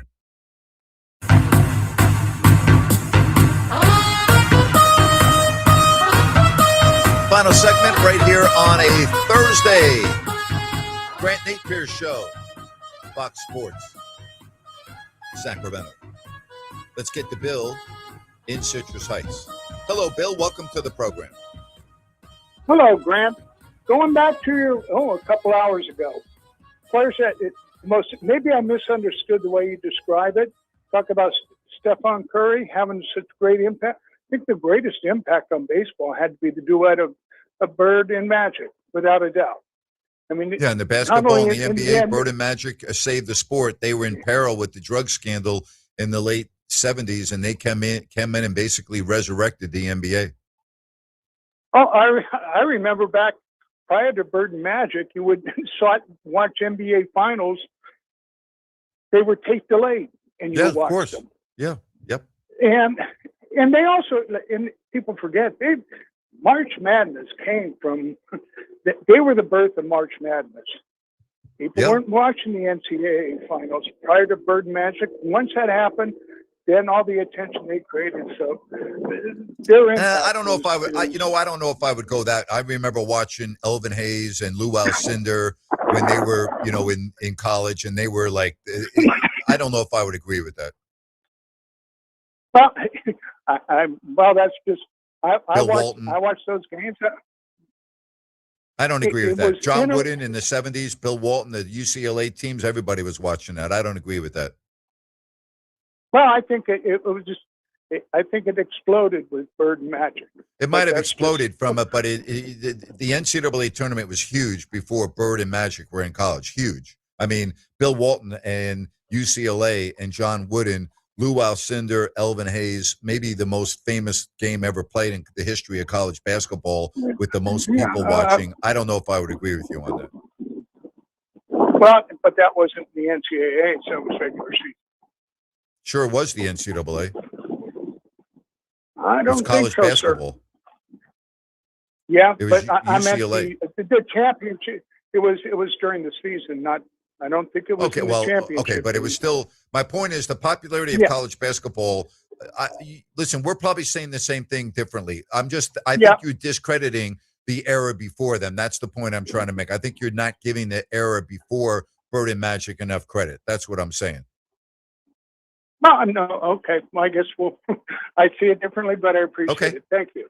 Hey, thank you. You have a good afternoon, good evening. Appreciate you. Bye-bye. All right. Here's one for you. Speaking of travel, Travel segment, good areas to stay in Puerto Rico. Have I been there or elsewhere in the Caribbean? I've only been to Puerto Rico 2 or 3 times for the day on a stop on a cruise ship, and I've flown in and out of San Juan's airport. So I'm not an expert on where to stay. In terms of like elsewhere in the Caribbean, you've got the Southern Caribbean, and then you have the rest of the Caribbean. I prefer the Southern Caribbean, like Aruba and some of the islands like that. But to me, if you want to go to one of the most picturesque, beautiful islands, St. John, which in the U.S. Virgin Islands, which is right across from St. Thomas, really quick ferry, 10 minutes. St. John is an unbelievable island. Trunk Bay is there, and the U.S. Virgin Islands uses Trunk Bay as the scenic photo on their tourism guides. It's incredible. There are so many places in the Caribbean. I would think, though, out of everything, Anguilla is probably the most beautiful, picturesque, incredible island that I've ever been to in the Caribbean. So there are many to choose from. Question. Yes. What is, it doesn't have to be international, it can be domestic. What was the most surprising, in a good way, place you've ever been? Like it blew you away. Montenegro on the Adriatic when I went to see Vladi. I wasn't expecting that. It blew me away, and he took me to some areas of Montenegro that I was like, wow, wow, wow. Like that blew me away. I was not expecting it. It surpassed my expectations tenfold. Okay. It was unbelievable. Incredible. For me, it was... I could live there. Yeah. For me, it was Green Bay, Wisconsin. Really? Because if you stay in Green Bay proper, then probably not going to blow you away other than Lambeau Field. But we stayed right on one of the lakes. Okay. Oh, my good. It was the Bay. We stayed on Green Bay. Okay. Oh. So I've got one for you. Gorgeous. In America. Like you were, Sarasota, Florida, blew me away. There, the beaches, and right where Siesta Key and Longboat Key and that whole region right around Sarasota, that blew me away. Spectacular. I could live there. Mm-hmm. I'll send you a picture. Okay. You got to see this. And then Orange Beach, Alabama blew me away. Right on the border of Alabama and Florida. That place blew me away. So there are a lot of areas of the country that are just incredible that we don't even think about, that we haven't experienced. Yeah, I wonder what that list would be. That's funny. Yeah. You put it together, a list of those. Yeah, that's a beautiful picture you just sent me. But yeah, the Orange Beach, Alabama, and that whole area on the Gulf, it's pretty amazing. I've never been to Iceland. No, somebody asked me if I've been to Iceland. I have not. My next trip, I want to go to New Zealand, and I want to go to Australia. Why don't you go for the Niners and the Rams? Yeah, I don't want to go to Melbourne for the Niners and the Rams. I don't think so. Did you hear Sean McVay directly throw shade at the NFL about that? No, but I heard Kyle Shanahan. Oh, no, yeah, that's right. Kyle Shanahan. Excuse me. Yeah. Thank you for clearing that up. And then Roger Goodell had to come out and basically speak on behalf of Kyle Shanahan because Goodell was in Melbourne doing a pre-hype thing, and Shanahan gave his comments, and then Goodell had to come out and kind of like, well, he, understands the, blah, blah, blah, blah, blah. It was a joke. Nobody wants to go play football in Melbourne. No. No one. Said someone, I have a family who live in Huntsville, Alabama, and I've visited many times, but we would love to visit Orange Beach, Alabama. It's great. It's fabulous. Is the beach orange? It is not orange. No. Okay. It is not. Well, some places have white sand, some have black sand. But they have the best restaurant, bar setup anywhere in the United States, Floribama. Half of it is in Florida and the other half is in Alabama. And it has 5 or 6 different themed bands playing. So if you want country music, you go here. If you want rock, you go there. With the food, it's right on the water. It's spectacular. Have you been to the Beacon right on Lake Tahoe in between North and Yes, of South course Shore? I have. Yes. Love the Yeah. Beacon. Yeah, it's great. Yeah, great. Yep. We talk about traveling internationally so much. There are so many great areas in the country that are untapped. And by untapped, I'm meaning that I haven't even been to and you haven't been to. And there's so many great places. And you're like, and then you go there and you're like, wow. Like when I went to Orange Beach, I was not expecting much. And I was like, wow, this place is great. Loved it. Mm-hmm. Sarasota, great. Loved it. Like you going to Green Bay in that area, you were like blown away. Yeah, totally blown away. It'd be fun to like flip a coin on the map and just go where it lands. Well, I hope it doesn't come up Memphis. Then I'm going to say I'm not playing this game anymore. What about Nashville? Nashville would be fun. I love Nashville. My son lives in Nashville. Right. He lives in an area called the Gulch, which is like, if I were in my 20s and you told me I'd have to live in the Gulch, I would like, oh my gosh, how lucky am I? What a great area that is. In a previous life, I had a client, and he goes, I'm going to Tennessee, and I'm moving to Tennessee. I'm like, all right, cool. You going to Nashville? Where? And he goes, no, I'm going to Mossheim. I'm like, Mossheim? I mean, nothing there, Grant. No. Nothing. My mom was from Chattanooga, so we used to go to Chattanooga quite often and Lookout Mountain and took the incline up Lookout Mountain, which was pretty cool. I love Tennessee. It's a great state. My brother lives there, and now my son lives there. He's lived there now for 3 or 4 years, and he loves it. Loves it. They're building that new football stadium for the Titans. They've got the NHL. They're trying to get the NBA there, which I think Memphis should move to Nashville. That would make all the sense in the world. Well, so it's a great. It would be great. And I think Nashville is probably in the top 4 with the NBA in terms of cities to go to. Obviously, we know the 2 that are up next, but you're spot on. I think Nashville is set up for the Grizzlies, ready for the Grizzlies. I totally agree. Totally agree. I'm thinking Memphis and New Orleans would be the next 2 franchises most likely to relocate if that's going to happen in the NBA. I just don't see it working in either city. I just don't. It's interesting, especially Memphis. It's interesting because think about how all that played out. Oklahoma City showed out when the Pelicans had to play there for a season or 2, and that's what put them on the map, right? And then you think about the Jacksonville Jaguars that are going to play in Orlando while their stadium gets renovated. You just never know. Yeah, the Jaguars. Yeah. Absolutely. From the 631, Sarasota has the white sand. Boy, do they ever.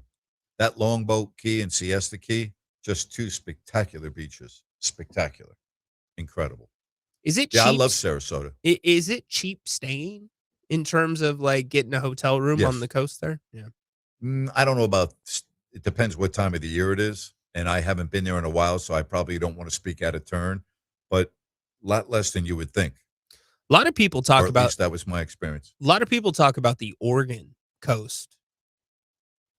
I have not been to the Oregon coast, but I've heard the same thing. Yeah. I've always wanted to play golf up in Bandon Dunes. Yeah. Which people tell me is as good as any golf they can play in the world with 5 courses, and it's just built for golf, and you get there and that's all you're doing, and the different accommodations you can choose from and everything else. I hear it's just an incredible experience. Every single person I know that has gone to Bandon Dunes swears to me about it. I text Jerry all the time because when I'm driving, if it's early in the morning, I'm going to do something with Liam, take him to school, whatever. I'm always on the NBA channel on Sirius, and at least once a week, the commercial for French Lick Resort comes up with their world-class golf and their casino, and Jerry's talked about that all the time. Like, oh my gosh! Which of the 5 courses did you caddy at, Jerry? Yeah, I've heard that. I've heard those commercials too, and I do get a real kick out of it. French Lick. That, by the way, is not on my bucket list just yet to go there and play golf. But I'm sure I would love it if I did. Got to get Jerry as your caddy. Yeah, I don't think that's going to happen at this point. Yeah, I don't think that's going to happen. He's not getting on a plane. I love caddies, though. Have you ever golfed with a caddy? I have not. No. in Scotland I did, and then when I go to Thailand, when you go to Thailand, all the caddies are female, and it's like a whole different ball game when you golf over there. When you go to Scotland, it's all serious, and it's like the real deal. When you go to Thailand, it's like completely different. It's pretty amazing. Just like I love playing golf in different parts of the world. Sure. I played golf in Spain once. It was a great experience. I played golf in Switzerland once. Great experience. Thailand, it's unbelievable. Scotland's the creme de la creme. So I enjoy playing golf in different parts of the world. Yeah. There's something for everyone, Rhino. Just pick out where you want to go when you get that passport when you're 70 years old and decide where you want to go. Hey, I'll have my AARP card by then. Yeah. Oh, my gosh. On that note, we will say so long. Don't forget, in about an hour, I'm going to be over on YouTube and X. Yes. My Open Forum Thursday show. We'll talk a lot of the events that we went over today and more. Again, that's coming up at 7 o'clock. Hey, for Rhino in Sacktown, I'm Grant Napear. Thank you so much for joining me each and every day, joining Rhino, and joining all of us right here on Fox Sports Sacramento. Make it a great evening. Once again, thank you very much. Bye-bye now.